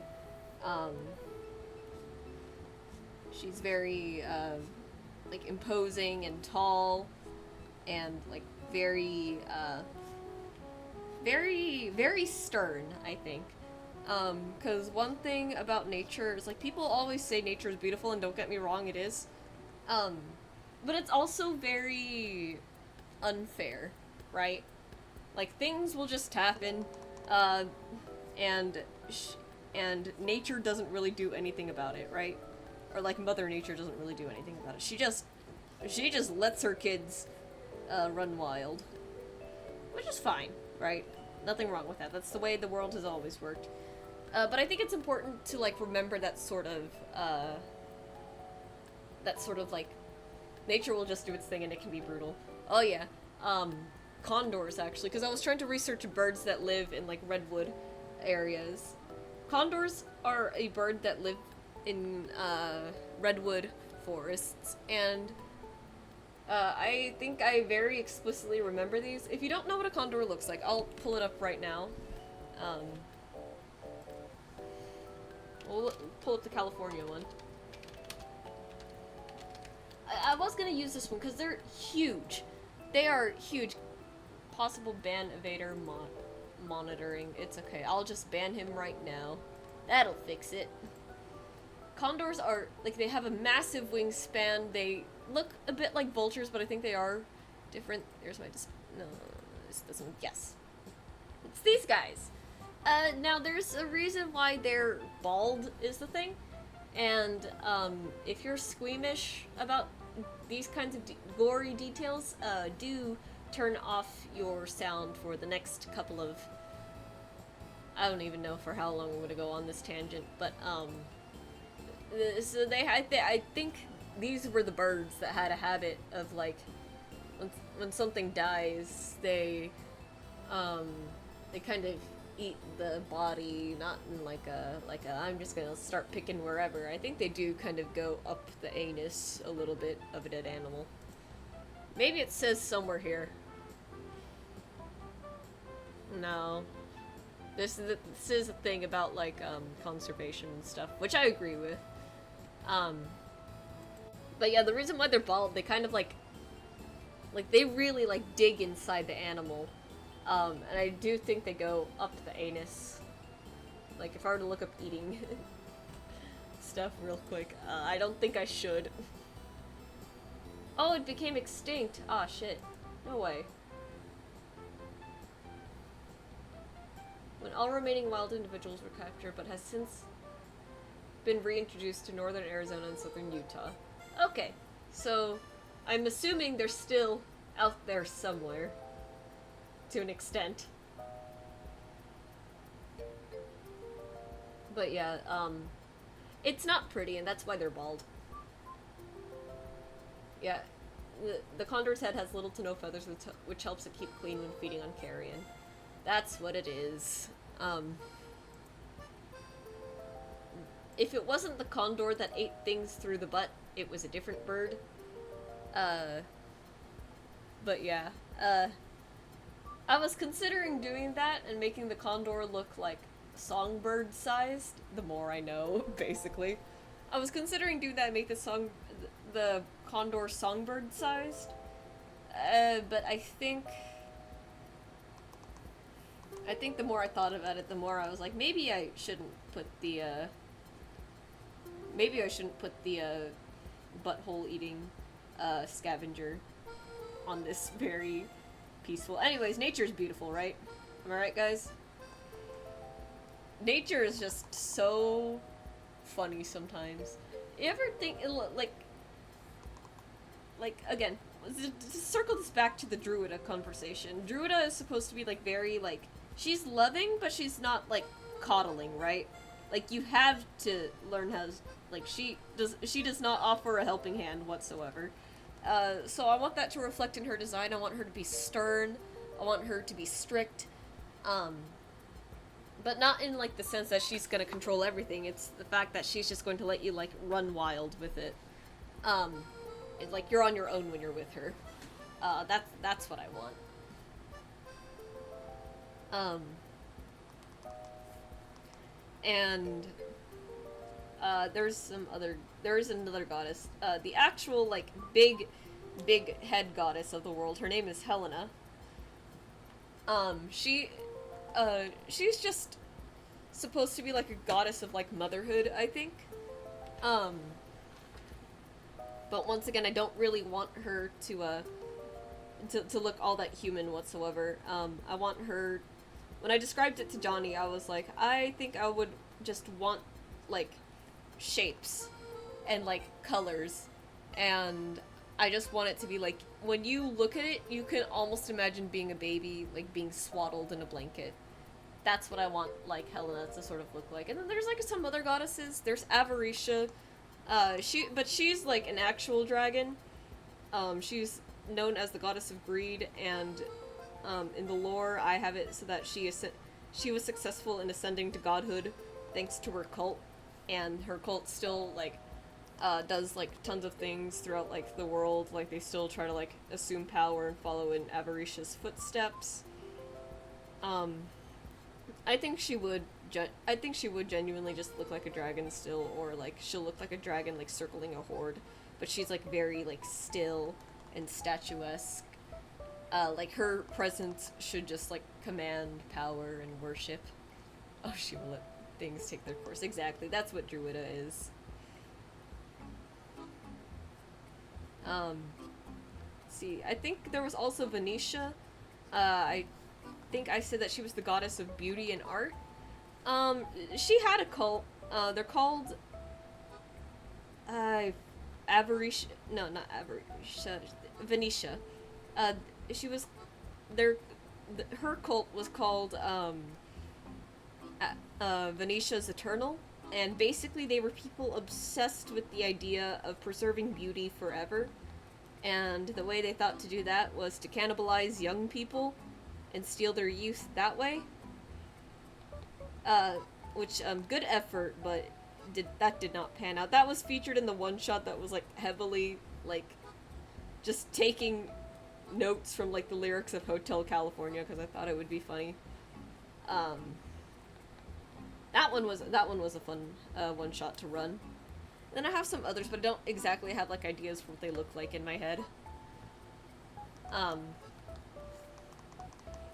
yeah, like it's fine if artists give gods human forms, like we all saw Hades. But at the same time, I think I'm just here, like, I think I like it more when they're just, like, completely, like, unknowable, and they look, like, incredibly menacing. Okay, I think I need to change the color of the stems real quick. That's just not gonna do. Something like this, I think. I didn't put gods because,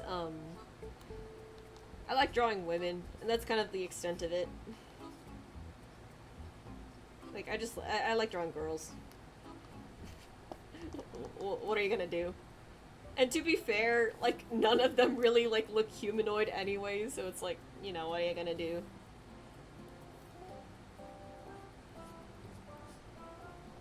To be fair, Hades made them look like perfect. You're right. Maybe I should play Hades on stream, actually.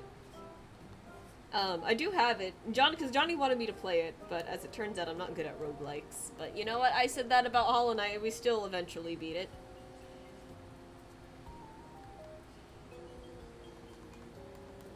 Yeah, this is a better color for the stems of the leaves. But yeah, no, the art in Hades is actually so insane. Can you, like... I want to get to a level where I can make my art look that detailed, but I think the thing with Hades is, the art style for one, I think is very different from mine. Like their approach to it, right? Because again, mine is very cartoony, but it's also like very like streamlined. Spite and determination will help with Hades as well. You're right. You're right. Let's see. Like let me just look at it real quick. Yeah, they're very. Yeah, it's a very different like kind of art style. Oh my god, I love Artemis so much. Um. Yeah, it's a very different approach from what I usually do with my art, but I think I could still like achieve something like this in the future. Much later in the future. The Astarian one I did was sort of like a test. I think I'm gonna do like some, not exactly like figure studies, but I'm going to attempt something similar-ish, because I think I do want to add more depth and detail to my rendering. Because I think the way that my art style works, it's a really good balance between line art and painted art styles, right? So I think because I generally do tend to keep the line art very, like it is still going to be like this, right? Because the line art does tend to stay like on the outside rather than the inside, I think I absolutely have room to keep pushing the rendering a little bit more. So I'm gonna try doing that for like some other pieces. I'll try it on this one too. I just don't think there's much dimension to work with. Unless I look at a naked body, but I don't feel like looking at a naked body. Artemis, my beloved. Facts. I would be... Like, I know Artemis is, like, her whole thing is that she's, like, sworn to never marry. And whether it was, like, never to marry men or anything like that, I can't remember. All I know is that I probably had, like, the biggest crush on Artemis when I was, like, younger. Like, just as a concept, I was like, I love her. I love her. She might not like men, but maybe she'll like me. I don't think she would like me. But yeah, she was probably my favorite goddess when I was younger and into the Percy Jackson series. Among other ones, gods and goddesses, who else was there? I don't really remember all that well. I'll say this though, there's another webcomic that I read. It's called Punderworld. The art there, absolutely beautiful. I love the way that she draws, like, the gods and goddesses as well. Very human still, but they also have, like, their godly form, where they really do just look like spirits and, like, clouds of, like, everything. Like, they look like they're a part of what they symbolize and represent. I'm sure Artemis can make an exception. Thank you.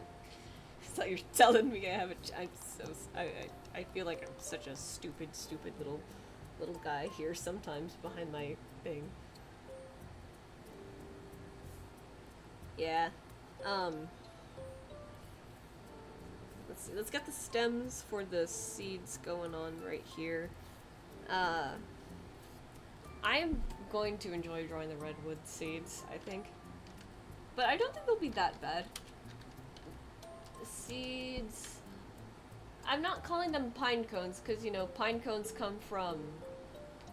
how should I say this? Pine trees? So, but they do... they do have these little, like, dudes here that I'm gonna draw in. Have you guys seen the, what is this? What is this British flag doing on my California redwood tree seeds ethically sourced? What are you doing here? Anyways, oh,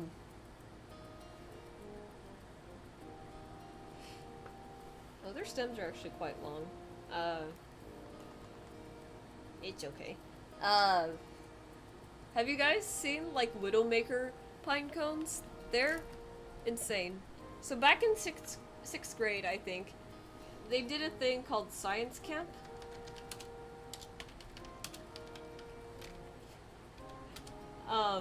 And when we were it was up in the mountains, and we would like hike around, and the people at the camp were showing us different kinds of pine cones. You ever like so this one has the nickname Widowmaker. And I thought coconuts falling off a tree in the beach was scary. This is massive. That's just not fair. And it's spiked too, because of course it is.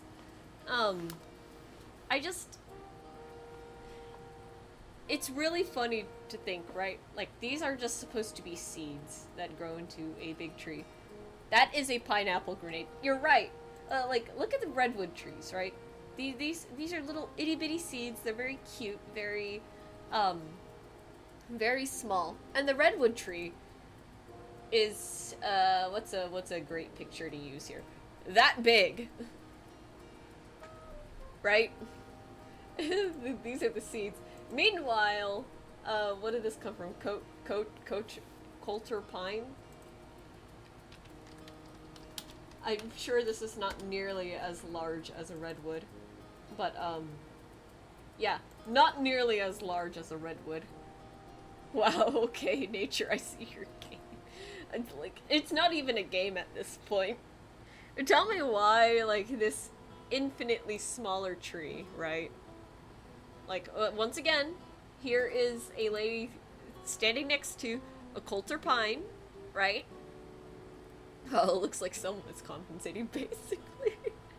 And here's a redwood tree. Now I understand these are not full-grown adults, but I think the point still stands. And then, like, huh? Like, what do you mean?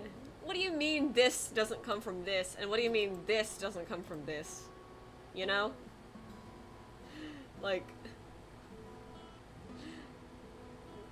okay, evolution, okay, nature.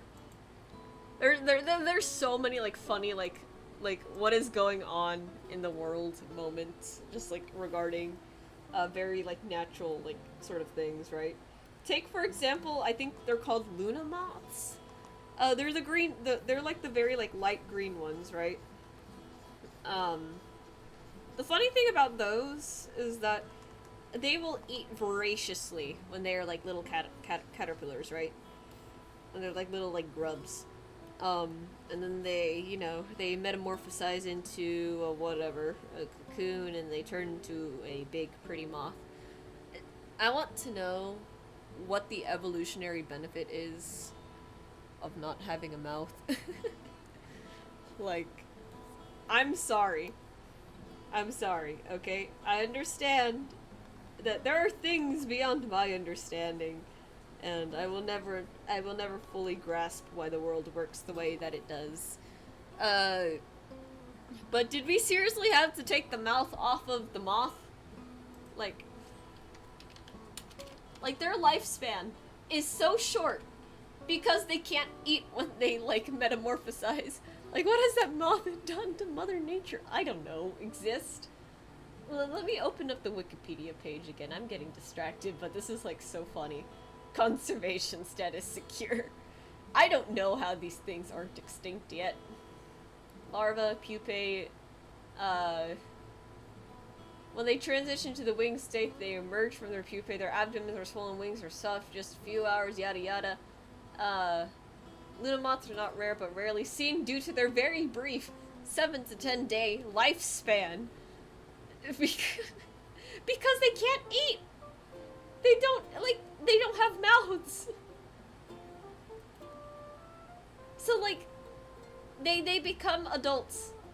And then as soon as they can fly, as soon as they can go off and look for other, like, Luna moths, they gotta mate. Otherwise, they just die. They transform, reproduce, and perish. Yeah, they just starve to death. It sucks. It's so sad, too, because they're so pretty. I just want to know, again, why? Like, why do Luna moths only live 10 days? Here's a website.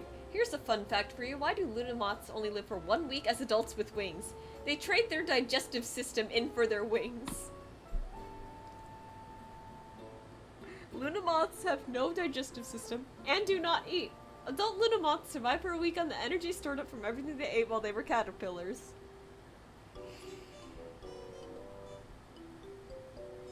I want you to imagine if, like, as soon as you turned 18,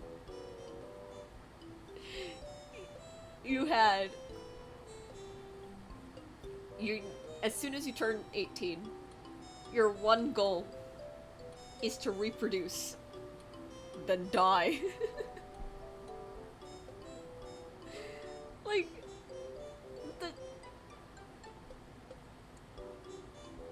their digestive system is traded in for their wings. Like, don't get me wrong, I have no mouth, and I must fuck, basically. That is actually perfectly summing up, like, what's going on here. I don't know. Once again, I'm not, like, any kind of, like, specialist in biology or anything. In fact, I didn't even major in life science. I majored in computer science, and that was a huge mistake. But, like, I mean, I guess in one sense, it's not like insects live very long anyways, but at the same time, it's like, from my point of view, it's like,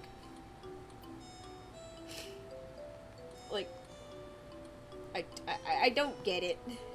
I don't get how it got to that. I bet all the Luna moths right now that are, like, in Bug Afterlife or whatever, I bet they're all finding that one ancestor that decided to ruin it for everyone. I bet they're beating him up right now. And you know, I would be the same way. Like, if humans had some sort of, like, evolutionary trait, and I'm not even gonna say strength, because I doubt all evolutionary things are strong, or are benefits. If humans had, like, developed something, like, I don't know, like, let's say at adulthood we lose our kidneys or something like that, and we just we just have to live like that. I assure you, as soon as I'm dead, as soon as I'm in the afterlife, I am beating up that ancestor. I am finding a metal pipe out there and, like, bashing their skull in.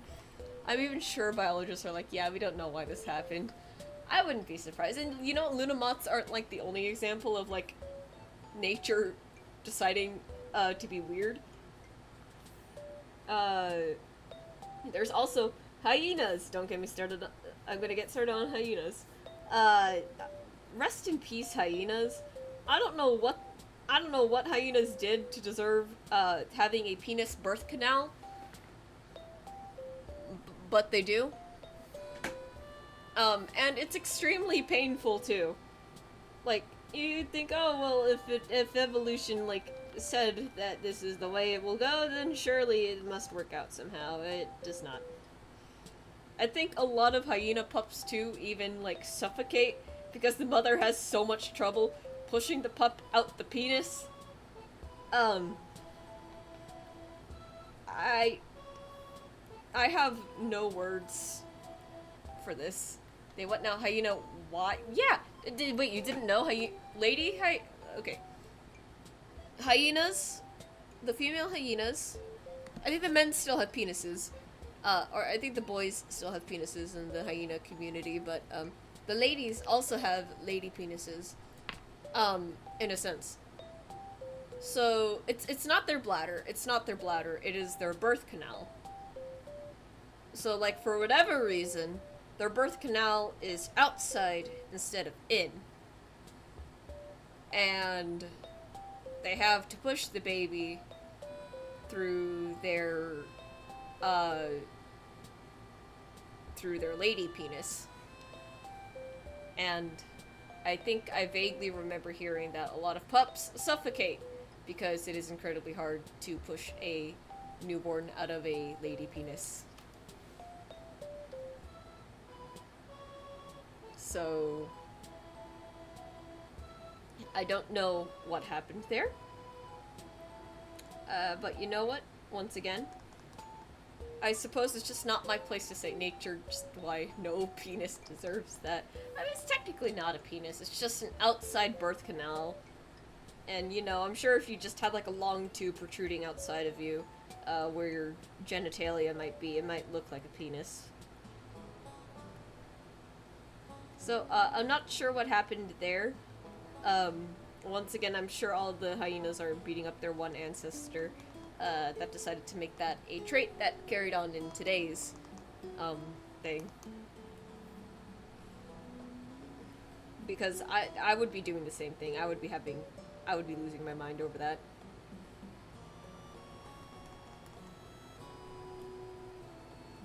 Okay, I would pay more attention to, like, the shape of the pine cones had it not been for the fact that these are, like, pretty small, so I think it's okay.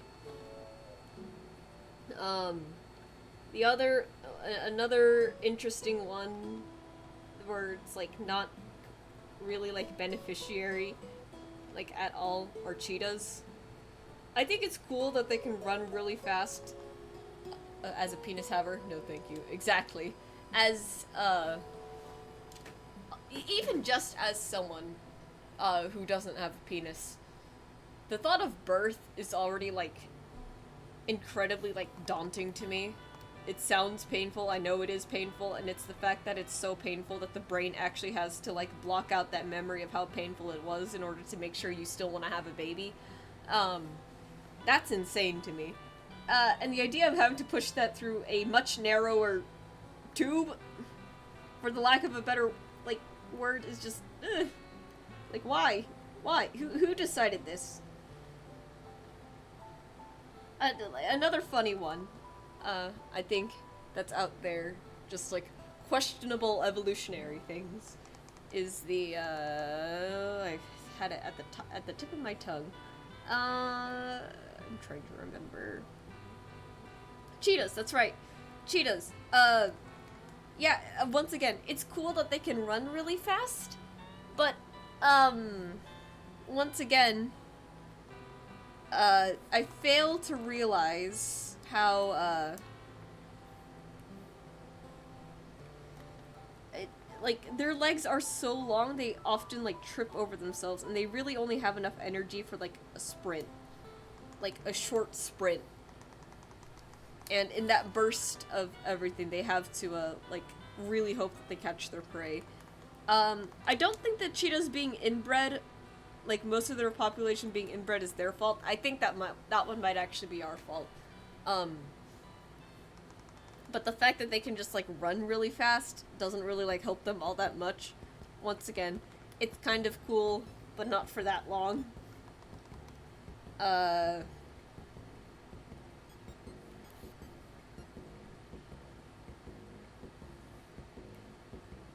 Alright, so that's the pine cones. And I guess now we just gotta get the bird.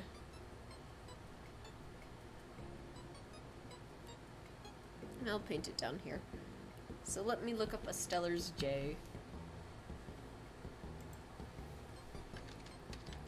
I think another interesting, just evolutionary, like, questionable, or evolution being, like, extremely questionable, is the tarantula hawk wasp. This one I learned off of a YouTube short.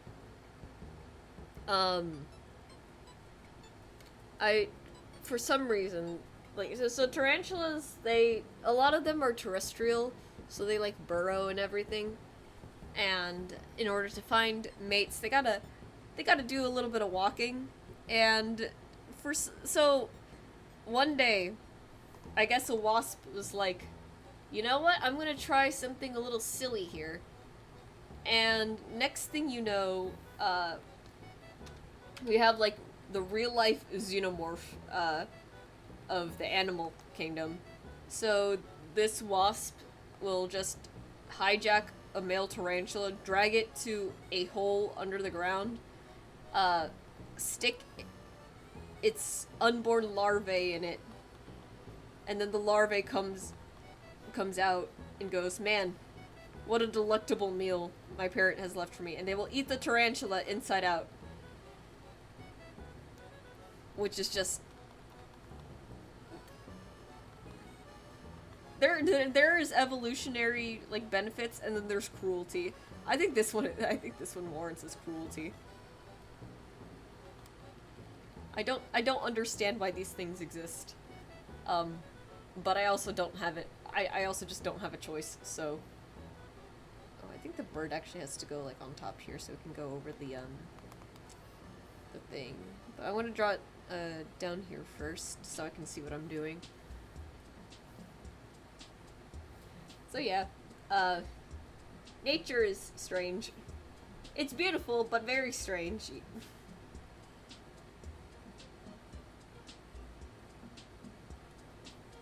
My friend, she's like, I know she cares a lot about like animals, and there's like a reason, and like meat makes her sick anyway, so she's basically like vegan or vegetarian. My personal excuse is, well, whatever we're doing out here, I promise you the animals are also like doing it to an extent. Nature with her. Thank you very much. It's brutal out there. And I'm not saying that humans like aren't cruel for like eating animals. I think the way the meat industry is like structured in general is just like very like cruel to the animals. But there's also just like, yeah, I think it's also important to recognize too that like it's just brutal out there. Have you seen? Has anyone seen like the photo of like the deer's head on a fence?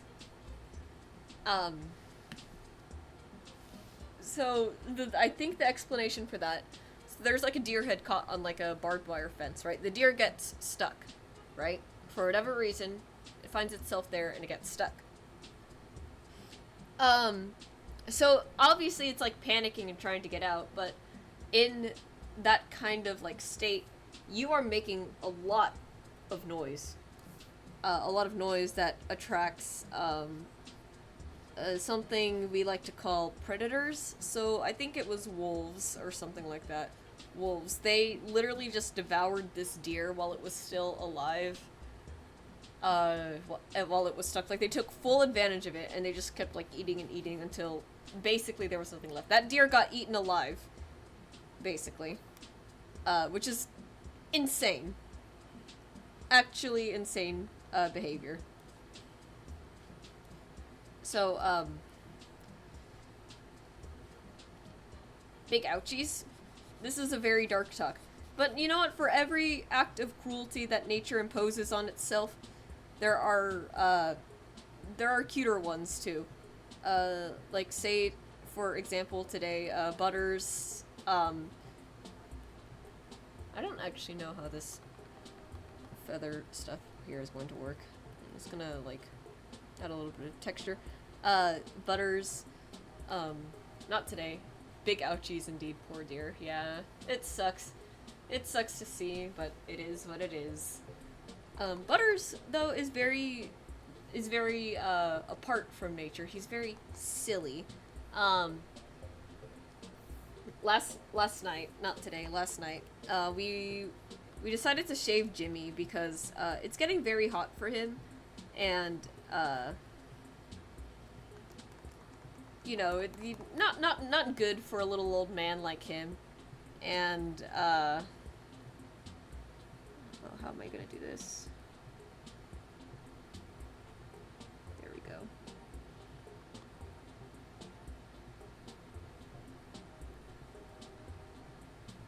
I think that's good. But, so we decided to shave him because he really needs it right now. Like, it is warm.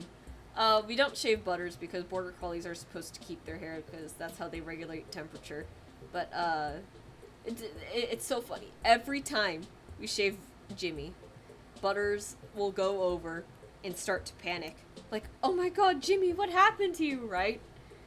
And oftentimes he starts crying. Like, where'd your hair go? Is that gonna happen to me? He's so sad. Last night he took it like a champ, though. And Jimmy also, received his haircut, like, fairly well. But yeah, just very, very silly things from Butters. As always, because he's a very silly, silly dog. Alright. So that is pretty much the flats done. We're making really good progress. Again, I think I should be able to get this done tonight.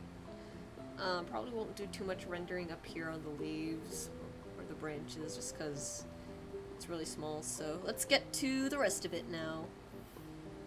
I'm gonna make this very brown. Let me get my favorite wood texture brush.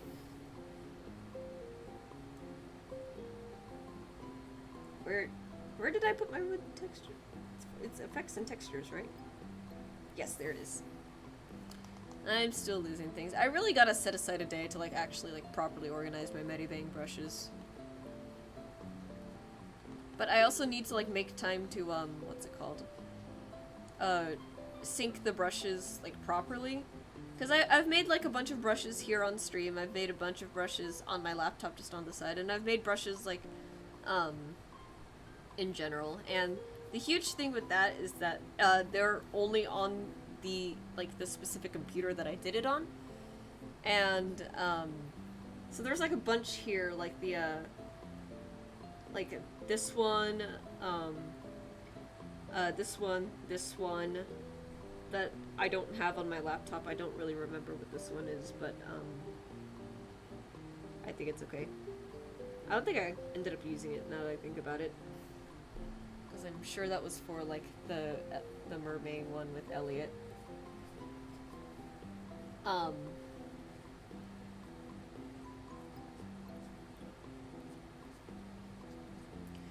But I don't have that on my laptop, and it's really important that I kind of have these things like on both things so that I can, you know, keep the workflow going.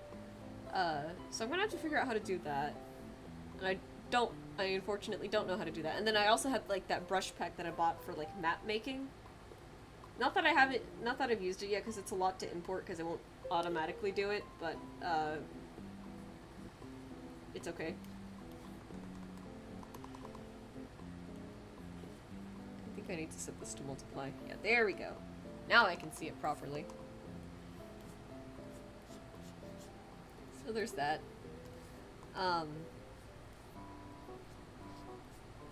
One day I will do that, just not anytime soon.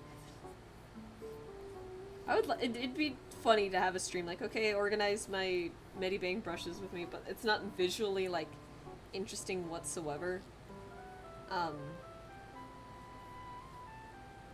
So I feel like it'd be kind of hard to do that. It'd just be like a very like strange just chatting stream. Not that I haven't done that before. I cut the stickers on stream and then promptly ran out of the sheets for the sticker. I think, speaking of, I don't think I'm going to be using that Cypress press anymore. Or Xyron press anymore. I think that's what it was actually called. Because, I thought for sure that the press would make it glossy, right? It didn't, which is fine, you know. It was only $25, but at this point, it is just better for me to get like matte sticker paper, print it out myself, and then buy lamination sheets for that, because that's what I did for the rest of my stickers. Because those Xyron refills too weren't going to be in by July. We're only going to be restocked on the website by July 4th, and my vending table for Art Walk was July 3rd, so I was like scrambling for that. Thankfully, where there is a will, there is a way, and I did end up finding a way around that, thankfully. And I still have plenty of stickers to sell. I'm gonna try and save a few, though, because I know Biba wanted a set, so I gotta make sure I get some of those to him. I know I personally want to keep a set, but, you know, if it's really easy to, like, print out here at home and then laminate it, I don't need to worry about it too much, so, I'm quite alright with that. Alright, let's get to the fun part, the rendering. Let me also save. But yeah, things are looking up, I think. Drink was very happy to hear that I was able to vend stuff, and that I'm still going to be continuing to vend for 4 weeks straight. Oh, actually, if anyone remembers that I mentioned that the booth that we're doing for the game store is doing a paint your own miniatures thing, I have something that I'll show off. I'm not huge on minis. I like my characters to look exactly the way that I drew them. And as a 2D artist, there's no way for me to really make that happen in 3D. So I don't really collect a lot of miniatures. I like collecting dice at the very least. But oh no, I already dropped one of the parts. No. But oh my god, I'm just like dropping everything. It's okay. The first year that I went to Ren Fair, people were selling these mimic eggs. So it was just these regular plastic eggs, and inside they had their own little mimic 3D prints. And I love this one. This one's a barrel. It's so silly. Look at him. Look at that mouth. He's like, I'm going to eat you right now. I'm using it. And of course, it has like a regular barrel to like go with it too, which is really cute. And I dropped one more thing. I don't know what it is. But yeah, I'm going to paint that guy. Oh, found it. It looks like a little stand. So I think with the free paint today, I will be painting the little thing that I got. And of course just hanging out. Probably bring like some stuff to draw with as well. I have to make sure my iPad is charged. It's on the wire right now because the little card reader that I got for myself turns out does not fit in my phone, which is an unfortunate turn of events. So I have to do that. I have to do it via my iPad now. I have no idea if that app works, like, without internet or anything. But it'll be fine. It'll be fine for, like, the most part, I think. Because now I'll have a way to charge card. I was supposed to be card only at Art Walk, but because of that whole thing, I had to, like, switch over to, like, cash and, chase Zelle stuff. But, you know, it is what it is. But this time it should be working, because it does indeed fit in my iPad. Actually, you know what? I'll check after stream just to be sure, but I'm like insanely positive that it does.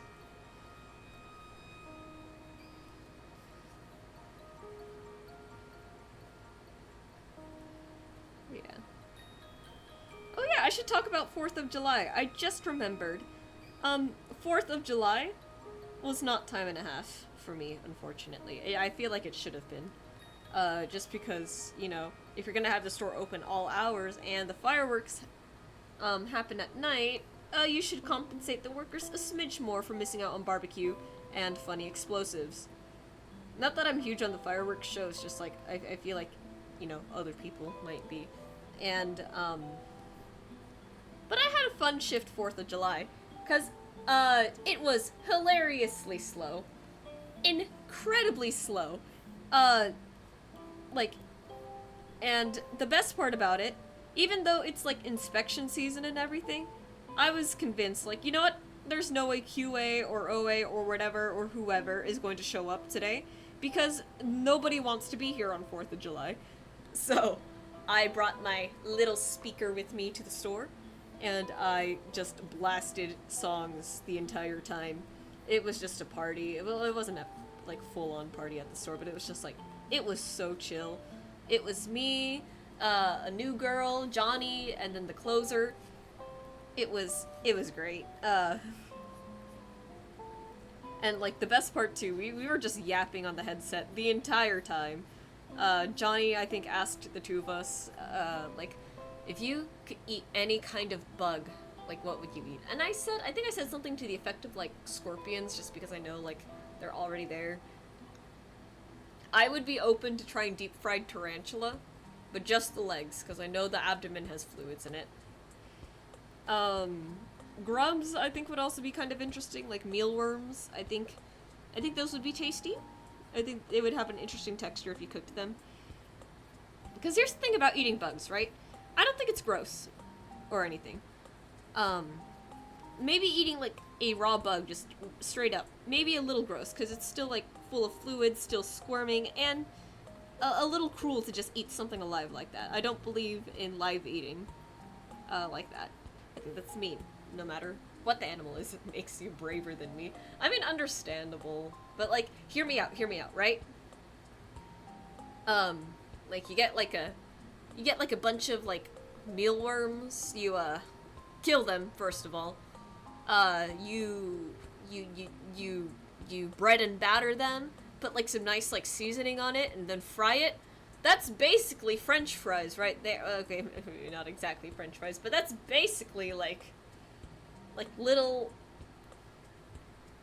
I guess it's kind of like fries in a sense, but yeah, like it doesn't sound half bad at all, is what I'm saying. Like I would eat bugs if they were like cooked and seasoned nicely. And I guess to be fair, in a sense, I kind of already have. A few times I've eaten snail already.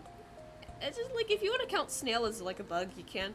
I think more appropriately, they're like mollusks, but some people treat them like bugs anyways, because, you know, they live on the land, I guess.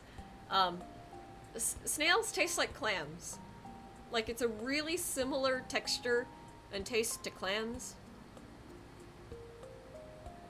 Like, which makes sense. They're both mollusks, right? But like, it's really similar, so it's like really not all that bad. So I have to imagine, as long as you properly cook and season something, it'll taste fine. I try not to be a picky eater these days because my dad has shoved the whole like starving kids in Philippines thing down my throat for quite some time now. So I try not to waste food, and I do try to be like adventurous in it, right? I think a huge part of that too just also comes from the idea that like Asian food is like dirty. It's like, it's not. It's pretty clean, actually. Maybe if you got it from like the wrong place, it'll be dirty, but like no, Asian food is pretty clean. But no, yeah. I think cooked and seasoned bugs would be tasty. But I guess that now begs the question: what bug would be the tastiest? I kind of doubt that scorpions would be. Unless it's like the big, like, giant forest scorpions, you know? The little ones that have like a lot of venom in them, not a lot of meat to their shell, I think. It'd be kind of like you would mostly be eating shell, and eating shell is not exactly like fun for, I guess, arthropods. Like if you think about it, what are scorpions if not lobsters with a pointy tail, right? So surely a giant forest scorpion, something with like a little bit more meat on it, must taste pretty good. I bet you could like boil them or something like you would like with a crab or lobster, and then just like break the shell and eat what's in there. Because I think the way that I've seen people eat scorpions, they'll just put the whole thing in their mouth, which is fine, right? Like, if you want to do that, you do you, but I'm gonna be smart about it. I think you don't have to eat the shell at all. I think it's a crab situation. I don't know. Would you guys want to watch me eat bugs on stream? Is that something that people would, is that something people would watch?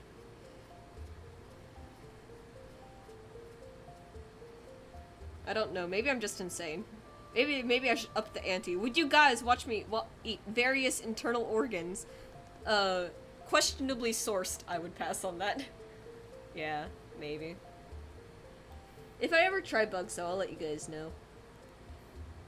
Because I don't think I seriously doubt it would be, like, that bad. Again, I think people just like to make things, like, grosser than they actually are. And if there's one thing, though, that I don't think I would try, it's that cheese that's, like, fermented using actual maggots. And I only say that because, while I'm, like, sure that, like, eating bugs is, like, mostly fine, there's a lot of bugs, too, that literally are just, like, naturally dirty, right? Flies, for example, are genuine, like, disease-spreading vermin, which is, like, big ouchies there. But, you know, so, like, I don't think I would trust, like, flies just because I know, like, that kind of bug is already, like, super dirty. I'm talking, like, cleaner bugs, right? clean bugs that probably don't spread diseases.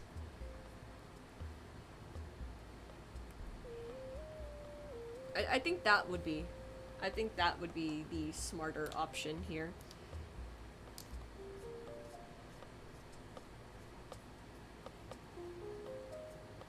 Like that one cheese, I think is just kind of like, maybe it is really good, but I feel like the risk associated with it, just like if you want good cheese, there are plenty of ways to get good cheese, without accidentally contracting some disease from a fly.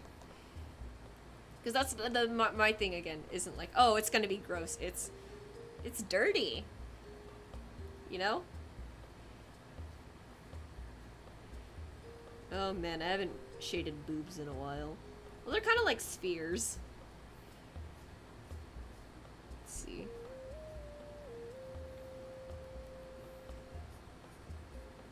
I think there's another meat that's like prepared the same way. It's like a shark meat that like flies lay their eggs in, and then like it's served like that. That's also like no, I would pass. Sometimes I wonder what shark tastes like. I feel like I've had it before, but I have no way to verify if it was like actual shark or just like a meat that was like made like they're pretending it's shark. We were on a cruise like a long time ago, back when I was in like middle school. You know, the thing with like cruise lines, they're always like, oh yeah, we have like a different dinner selection every night, yada yada, be sure to show up, it's supposed to be like super fancy and everything. So this one time I go there, we go there for like the nightly dinner or whatever, and they have something on the menu called like shark balls or something like that. And I don't mean like, I don't mean shark scrotum, I mean like balls of shark meat. Probably doesn't sound any better, but I hope the idea is conveyed a little bit more clearly. They were alright. I don't remember the taste being anything like interesting. I don't remember the texture being any too different from fish, which is exactly what makes me suspicious of like, did I actually eat shark meat or not? I don't know. I will say, I ate frog legs on that same trip. Tastes like chicken. Like, it's weirdly reminiscent of chicken. Like, taste and texture.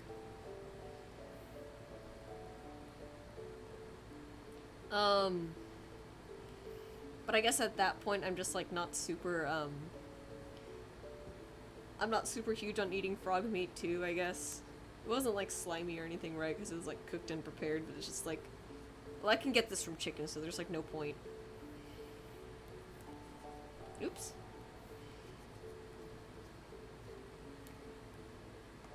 What funny conversations to have on stream. But, no, it, again, for the most part, it's just, I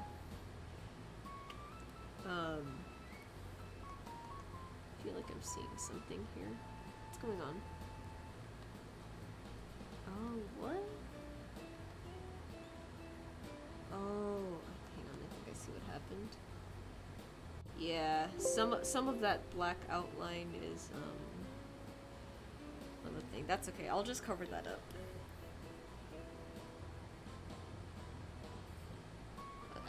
If I do this, I can see better, like, where it's supposed to be. So, layer 1. I love forgetting to change, at least it only seems like it was just this bit right here. Yeah, I remember, like, going over that again because I thought it was, like, way too thin. I know the general rule of thumb for, like, inking is, like, you keep your thick outlines on the outside and your thin outlines on the inside. Hey, all the animals are for you. I'll stick with my classics. Yeah. To be fair, I just don't think... If you want my opinion on it, if you want to eat something exotic, that's fine and all, but I think you gotta remember that because these animals are descended from, like, relatively similar-ish ancestors, a lot of them kind of taste and feel the same in your mouth. So half the time, it's cool. The other half of the time, it's just not worth it. It was just, like, horrendously overhyped.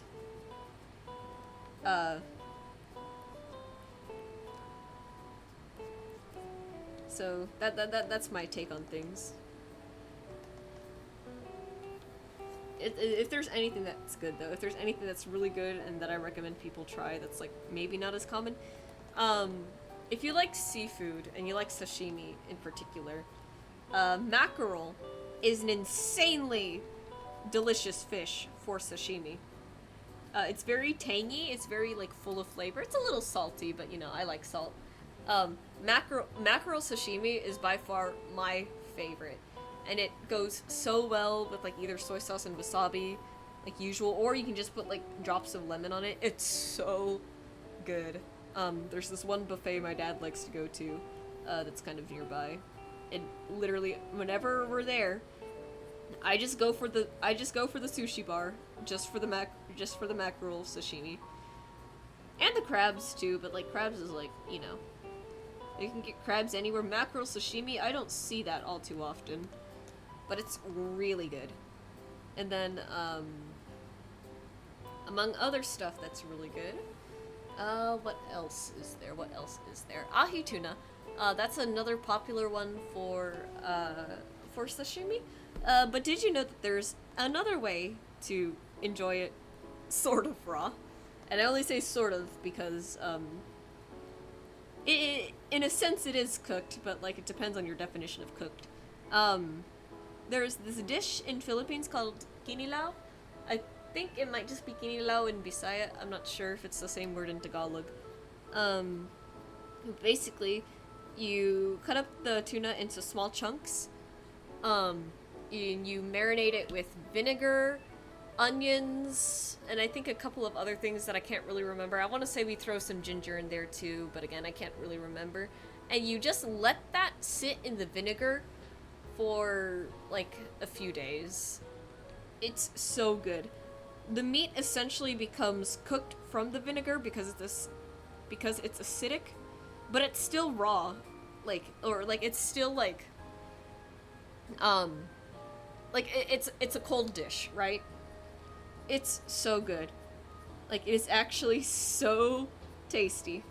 I'm thinking about it right now. I might like ask my dad, like, please, can you make this? Like, my dad makes it, like, really good, which is really fun. I'll just bring it to work.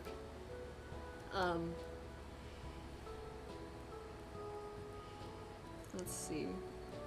Other Filipino dishes that aren't super, like, strange and gross-ish. No, not gross, but just, like, strange, that I can share. There's crispy pata, which is just fried pork. Fried pork is always good. If you had to make me choose between like pork and chicken, I'm going with pork. Chicken is alright. Me and Johnny were talking about this yesterday while we were eating dinner. Chicken, to both of us, sometimes it's just a bit dry. Sometimes it's a bit flavorless, but honestly, that's just a matter of like, well, are you even seasoning the chicken correctly, you know? For me, it's kind of a texture thing where it is like, I kind of don't like how it feels chewing it, and again, part of that might also just be the trauma that I have from my dad, but what can you do? I love beef and pork though, but if there's anything that I'm championing above that, it is fish. I love seafood so much. I like shrimp. I like, okay, hang on. I was trying to fix the camera and then it just kinda, we'll turn that off so it doesn't freeze on like a funny thing. I should really find like a better camera stand, but this tripod thing that it like decides to go with is just not that good. I don't know if it's supposed to like hold on to like anything else, but it's just bad. But I don't really have anything else I can go with. There it is. Alright. Can bring that down a little bit actually, and hopefully not knock it over. There we go. Oh yeah, don't let me forget to render the branches too.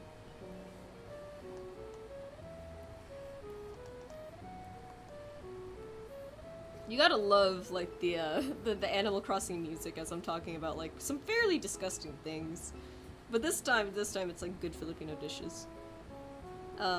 Never forget that one time I was eating crispy pata, and I thought it was just a tough piece of skin, and turns out it was a bone. The one, like, reasonable part of my brain just being like, stop what you're doing. Lechon is also good, but I don't really like lechon all that much. I like fried food. I'm not gonna lie, I like fried food and barbecue. Lechon is, it might sound a little mean because it is a baby pig, but, to be fair, I think that is a good number of other dishes anyways that use, like, baby animals, so what am I gonna do? Lechon is good because, it is pig rotisserie, so we, like, stuff the pig with a bunch of stuff, and it's always, like, a fun thing. It's always, like, a super expensive thing to, like, have, but it's, like, man, it's great. It's still not, like, my personal, like, preference for stuff, but lechon is really good. There's a type of fried rice that we have called bagoong fried rice. That one is fried and seasoned with a shrimp paste and a couple of other things, of course. I throw in some more fried pork chunks in there. Insanely good. Probably one of my favorite fried rice dishes out there. Man, I'm getting hungry thinking about it. All this food talk. I might go commit cannibalism off when I get off the stream. I was like joking around with my coworkers. This rash on my neck, whether it was heat rash or not, I don't know how it got so bad. I was like joking around with them because it got really bad yesterday. It was like kind of flaking off, and I was worried it would start leaking too. I was just like you know what I should do to the customers? I should be like, oh yeah, we have a new deal in the store right now. Oh yeah, what's the deal? You can get one free burger if you just give me your skin.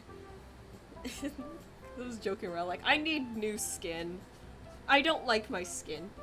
It's sensitive. It's itchy. I don't mind that it's dry, okay? Like, or it's not, like, dry to the point where it's, like, flaking off and stuff. It's just not sweaty. My brothers have sweaty hands. I don't. I don't know how I dodged that, funny Filipino, trait, but I did.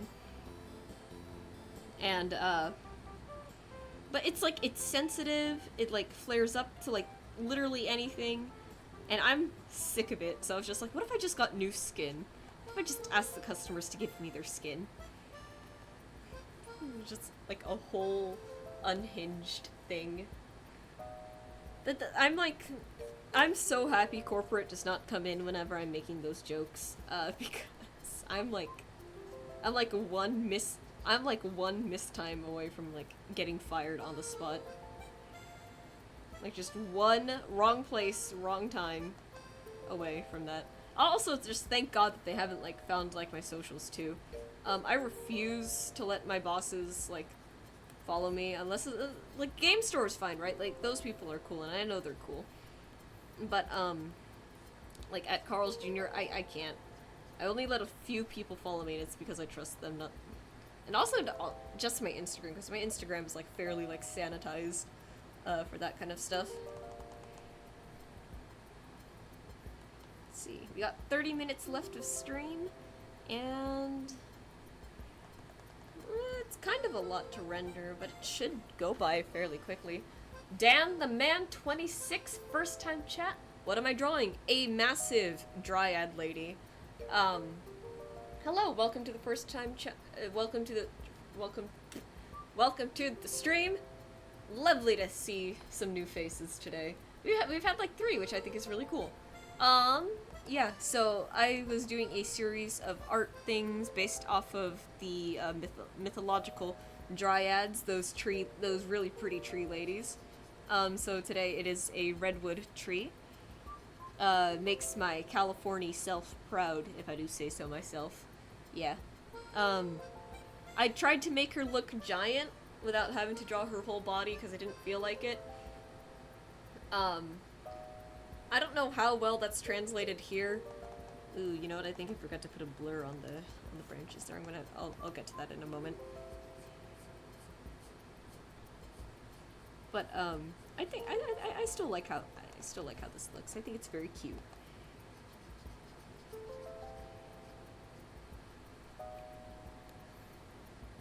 But yeah, we were having just a usual food talk. We are ever so slightly teetering on the edge of cannibalism on this channel usually. So, as long as that doesn't frighten you, you're more than welcome to stay. If it does frighten you, I'm gonna tell you right now that you're still gonna have to stay anyway so I can make sure you don't tell the cops. I'm kidding. I'm kidding. I'm just trying to be silly. I think I've gotten, like, decently good at, like, talking out of my ass a little bit. I don't know how much of it is, like, actually funny, but, here we are. I like the paint. I love the rendering process. I used to hate it, actually. Because to me, it was like, oh, the shadows take too long because I gotta render every single spot, but now that I know, now that I know, like, a little bit more of what I'm doing, now that I have a better grasp on it, like, you know what, this is, like, the best part, actually. The worst part, sketching. Sketching is actually the worst part, because then I gotta come up with the composition, it's tiring, it's exhausting, and, it's, like, sometimes it, like, frustrates me, because I won't, like, get it right, I'm just like, ah! I hate this! The sketching process. I wish I had, like, a bunch of just, like, art ready to just go, you know?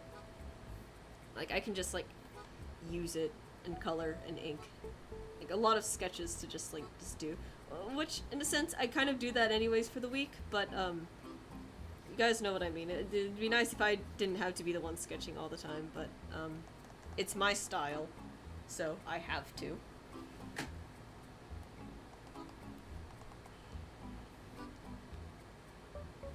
See.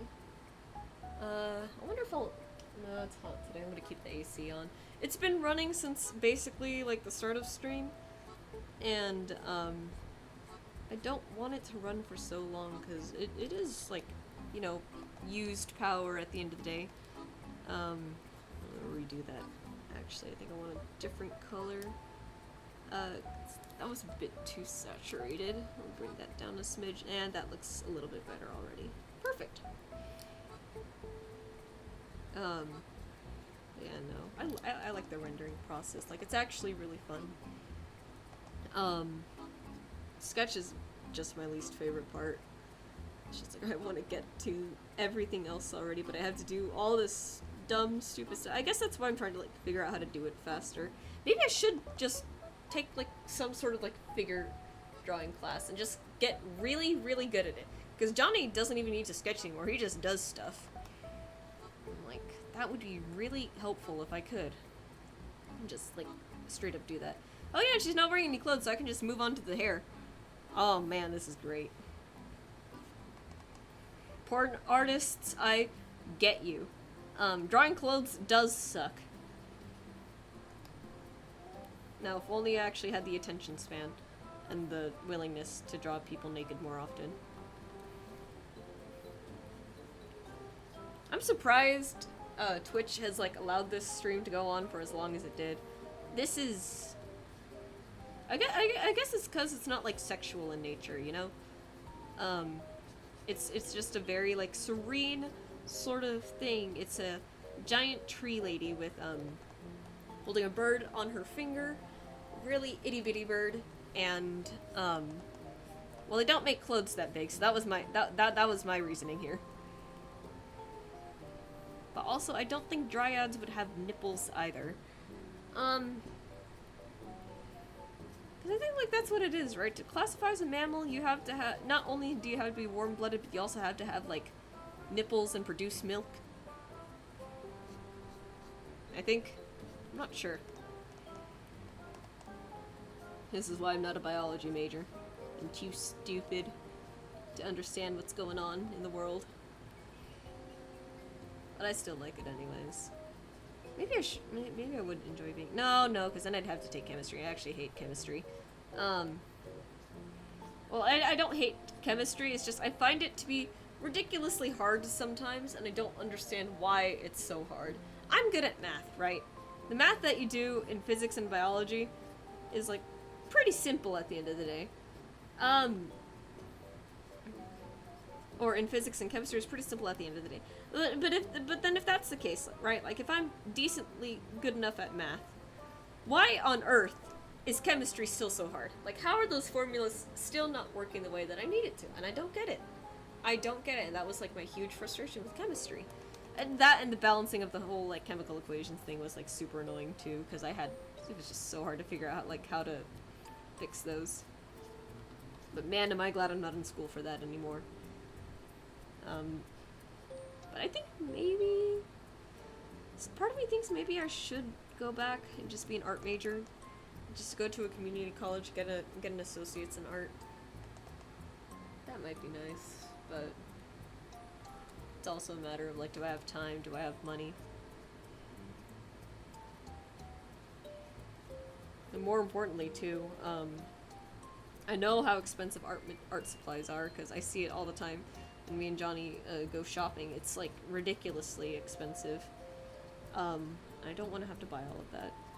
And see, that's one of the reasons why I like ink so much, actually, because it's really cheap to start. Because you just need the pen and the ink, and even then, you could just use a standard ballpoint pen. And like even that, like the nice thing about using a ballpoint pen, even I'd say, is like you have so much room to get gradients on there because the ink's just not super consistent, so there's more opportunity for like different like levels of shading and hatching and textures.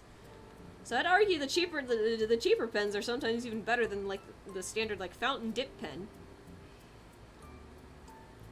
But then it just doesn't get like as dark, I think, is the thing. But you know, it all depends on what you're going for.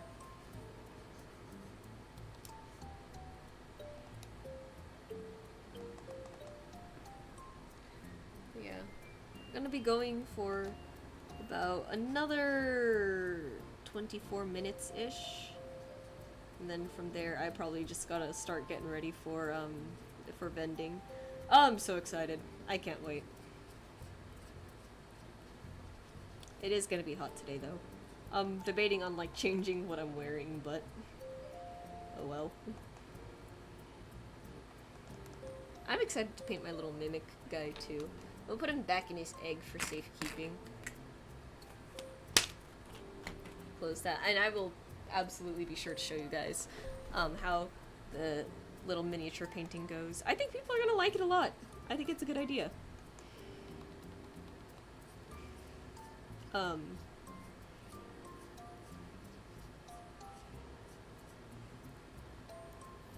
yeah.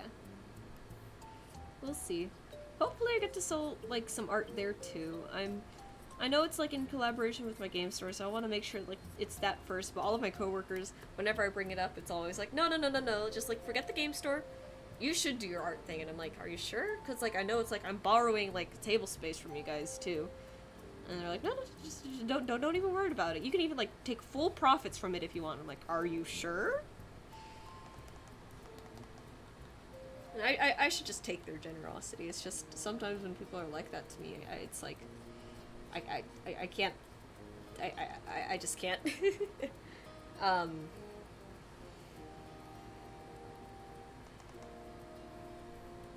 But yeah. I'm excited regardless. Okay. When I finish rendering the hair, I need to remember to go back and put a blur on the trunks there because I forgot. And I want to make these like locks of hair like more distinct from each other.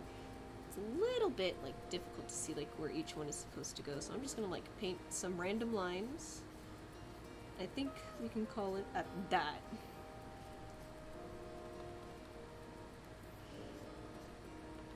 Actually, yeah, keep this part dark, actually. And then just very lightly do this. I think it's nice.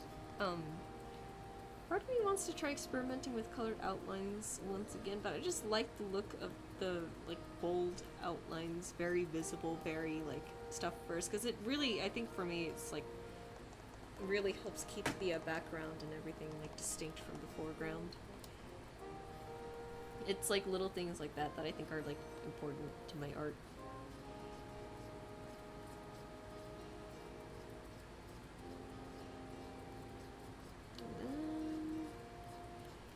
There we go.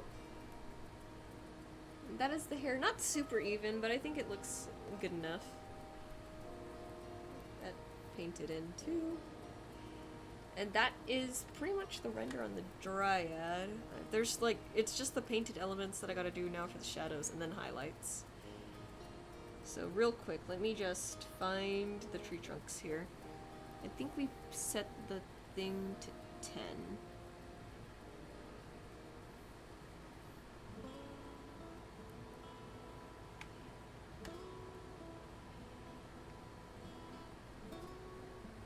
Yeah, I think this is looking just about the way I envisioned it. It's really, I think it should be like completely like not understated, but just like I don't think there's enough credit for like wait, it's this one. Yeah. I don't think there's enough like recognition in realizing like having something in your head and then being able to like have it come onto a canvas the way you envisioned it. I think that is one of the coolest things out there. And I think it really speaks to like just like the skill that someone has. I think it's cool. I'm just gonna put like a little bit. I'm not gonna go like super crazy detailed on these. Should probably get like the little inner part too. Then we'll move on to the bird, and then that'll probably carry us to the rest of stream, right? I think it will.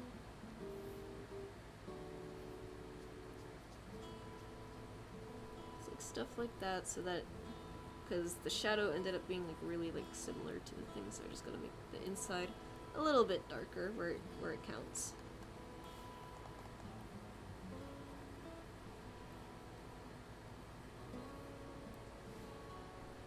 Alright, and then finally the bird, and I believe the bird is mostly on one layer. Yeah, so we'll just clip that and we'll just be very careful with our brush strokes.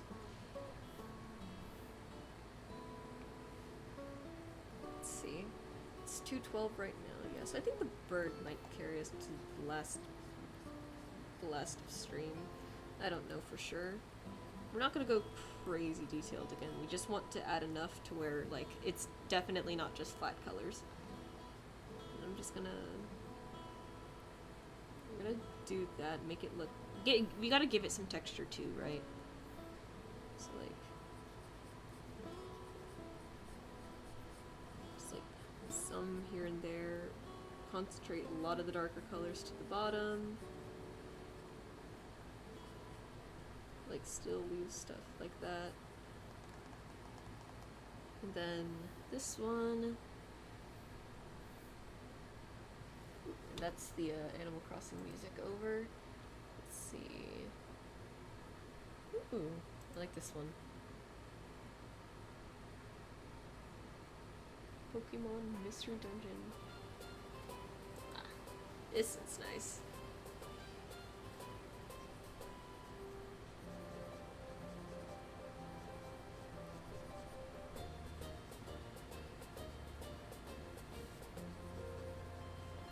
There we go. Now the bird has like some definition.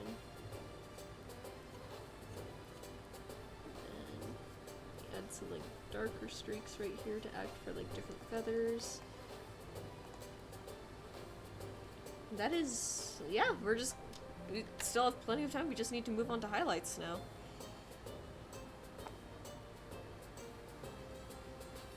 Look at that.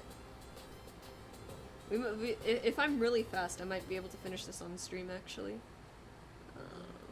Let's see. Add. Because the highlights doesn't take all that long at all, which is unfortunate, because it is, like, my favorite part of the process. I wish I could, like, linger here a little bit longer with it, but, you know. What are you gonna do? Maybe I can add the white room lights to it. I'll see how the finished thing looks at the end. And I'll see if I want to add the white rim lights.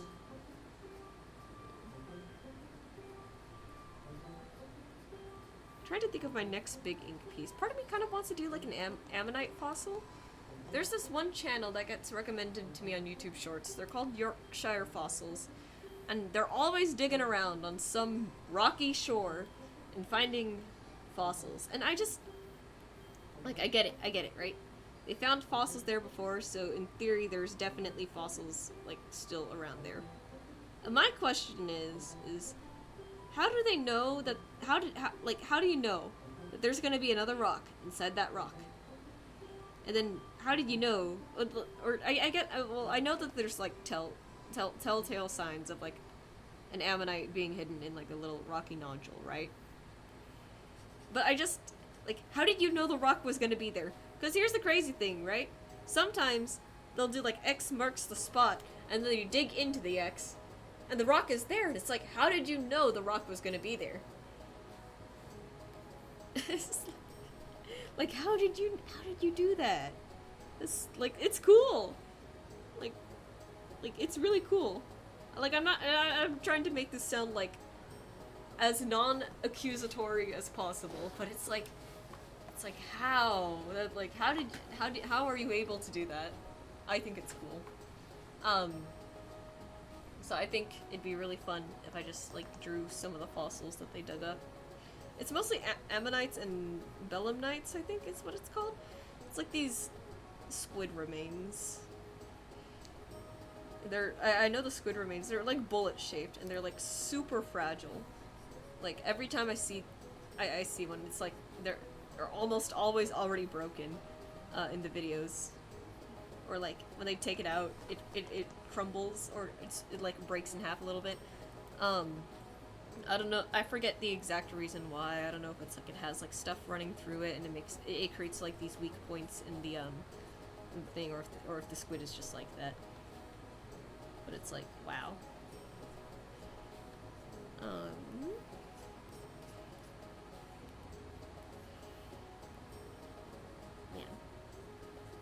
Yeah, highlights just add so much to the piece. I love them.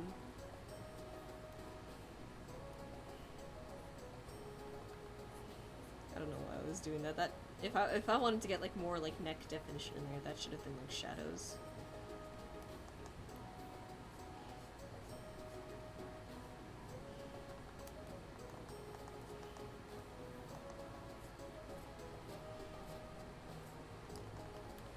I like how this looks. I think it's very pretty. And we got about 13 minutes left of stream.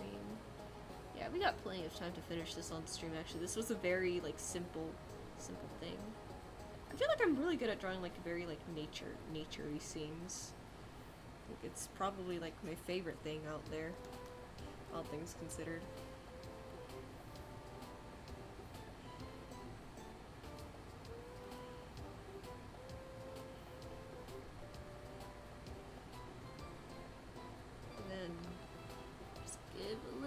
Highlight to the boobs here. Always important to properly light the boobs. We all know that they need to be out to photosynthesize. There was a joke I made so long ago about anime girl titties. This is gonna be so weird. I forget what it was exactly, but I think what it was like, you know how anglerfish have like the little, like, lantern, the little bioluminescent lure on their head, right? My theory was that anime girls, developed these similar, like, bioluminescent points over their nipples, or over where their nipples should be, in order to lure in prey. I think that's what it was. Cause you know, anime always has, like, a very funny way of, like, censoring things sometimes. Sometimes it's, like, regular blur, other times it's like it's glowing. There's just a white spot over it, and it's just like, okay. This is getting a little silly now. So like my whole thing was like, these are actually bioluminescent glands that are used to attract prey before completely devouring them. And honestly, I think that's some of the best world building I've ever done. I'm not even, it's not even like for one of my own worlds, it's just like something stupid I made up. The great thing was like all of my friends were in on the joke, like, yeah, this is, this is a predatory, not predatory behavior, this is like, this is how, the anime girls get their prey. With their bioluminescent titties.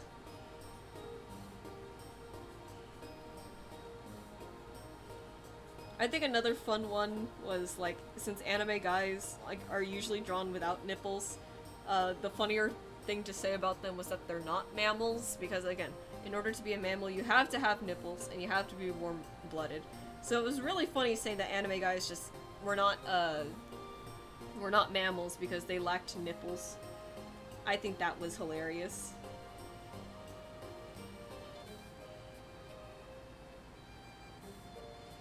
I'm saying some insane out-of-pocket stuff right now.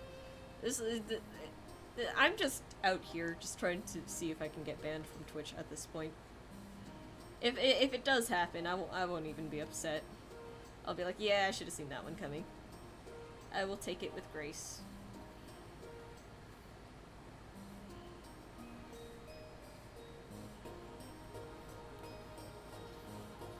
There we go. On the branches. I keep forgetting the branches. You like Medibang paint? Yeah, I do. Welcome back, Mocap. I'm not sure if you just stepped out of it, but I do remember you up there. Yeah, Medibang paint is my main art program. A lot of art streamers use Procreate. Well, I'm not a lot of art streamers. I am me and my unhinged self. I like Medibang paint because I've been using it ever since about 2018 or 2019, so I've been using it for a ton of years, and I'm just not huge on Procreate. I'll do my sketches there, so I can do like some art on the go. Free software, excuse me, I'm paying for premium here. I just think Medibang is just better suited to what I do. I like drawing on a computer.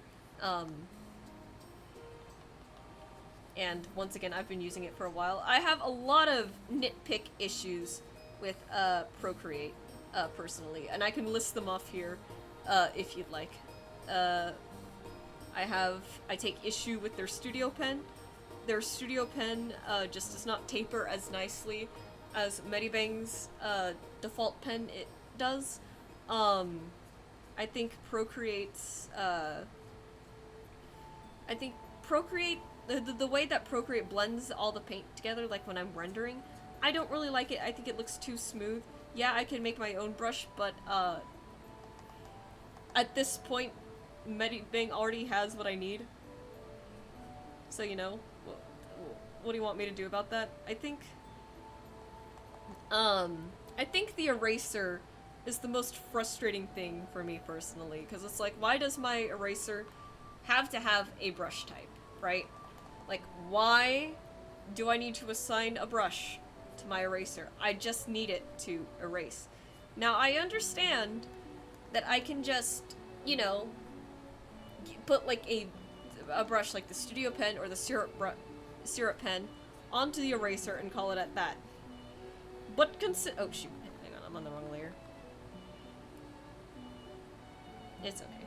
But consider, Medibang has not just the eraser tool, but the transparent tool. So that means all these brushes that I have right here can work either with color or without color. So Medibang has all the features about Procreate already, and Procreate's just more of like an on-the-go thing for me at this point. I like Medibang's tools better. I think it's a better skill set. Also, I think Medibang has not unlimited layers, but like it's a lot of layers. Let's see. Medibang layer limit.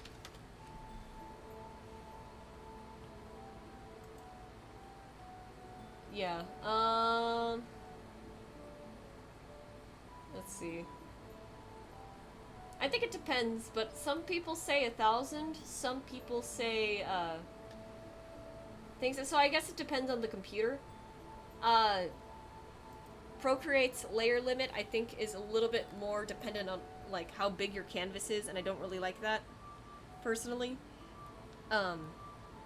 And I think the way that Medibang fills colors is a little bit more convenient than the way Procreate has to fill colors. It's, again, just so much better for me. And I'm already paying for premium on this, so, well, yes, it was free before. I am paying for it now.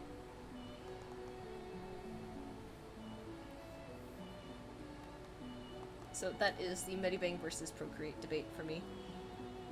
This is just better. This is just leagues better, in my opinion.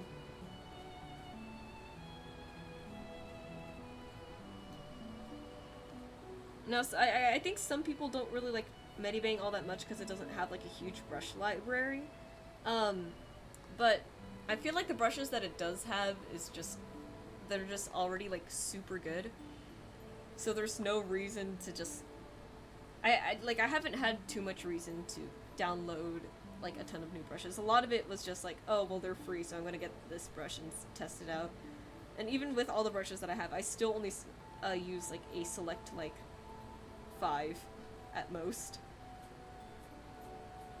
So, you know, a program doesn't need to have a lot of brushes, it just has to have the right brushes for me.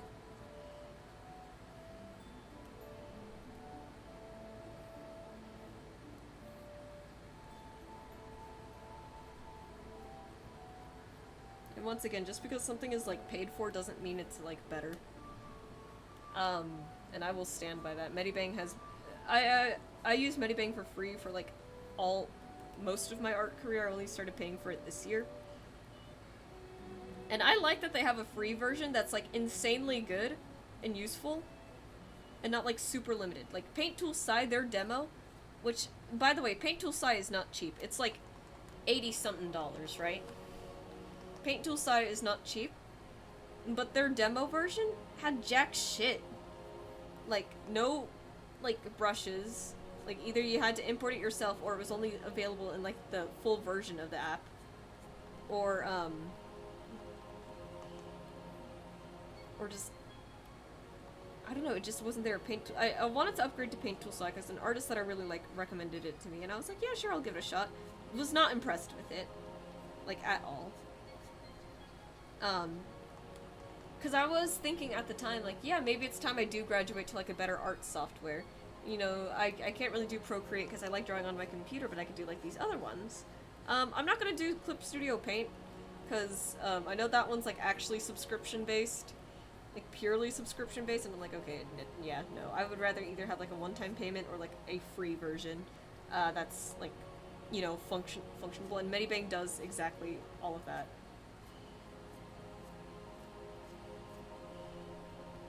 And really, the reason why I started paying for it too was because I was using way more like cloud storage instead of like my computer storage. So I was like, you know what? Yeah, if I want to work between like devices, this is probably just the way to go at this point.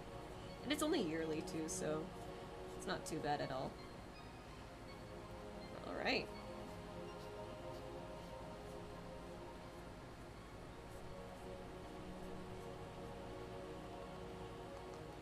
And then I think we'll finish off the hair here and we'll call it there for stream. I don't think this is gonna need a rim light, so this is basically done. So you saw it here first, folks. I'll have this ready to go tomorrow up on Twitter, Blue Sky, and Instagram. Yeah, this is basically it. Maybe I will add the white rim lights, I don't know. I don't know. We'll see. But, yeah, it's pretty much done. We'll just finish the bird off real quick, I guess.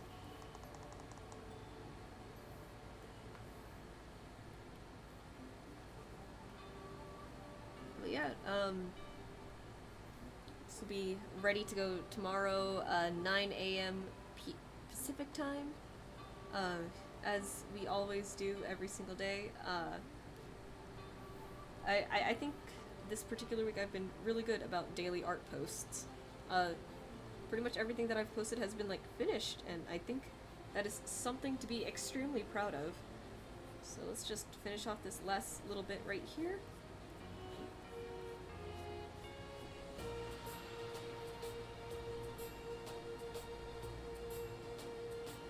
guess we'll get the pine cones real quick. I'm just gonna do like that outside part right there. 31 layers is not bad.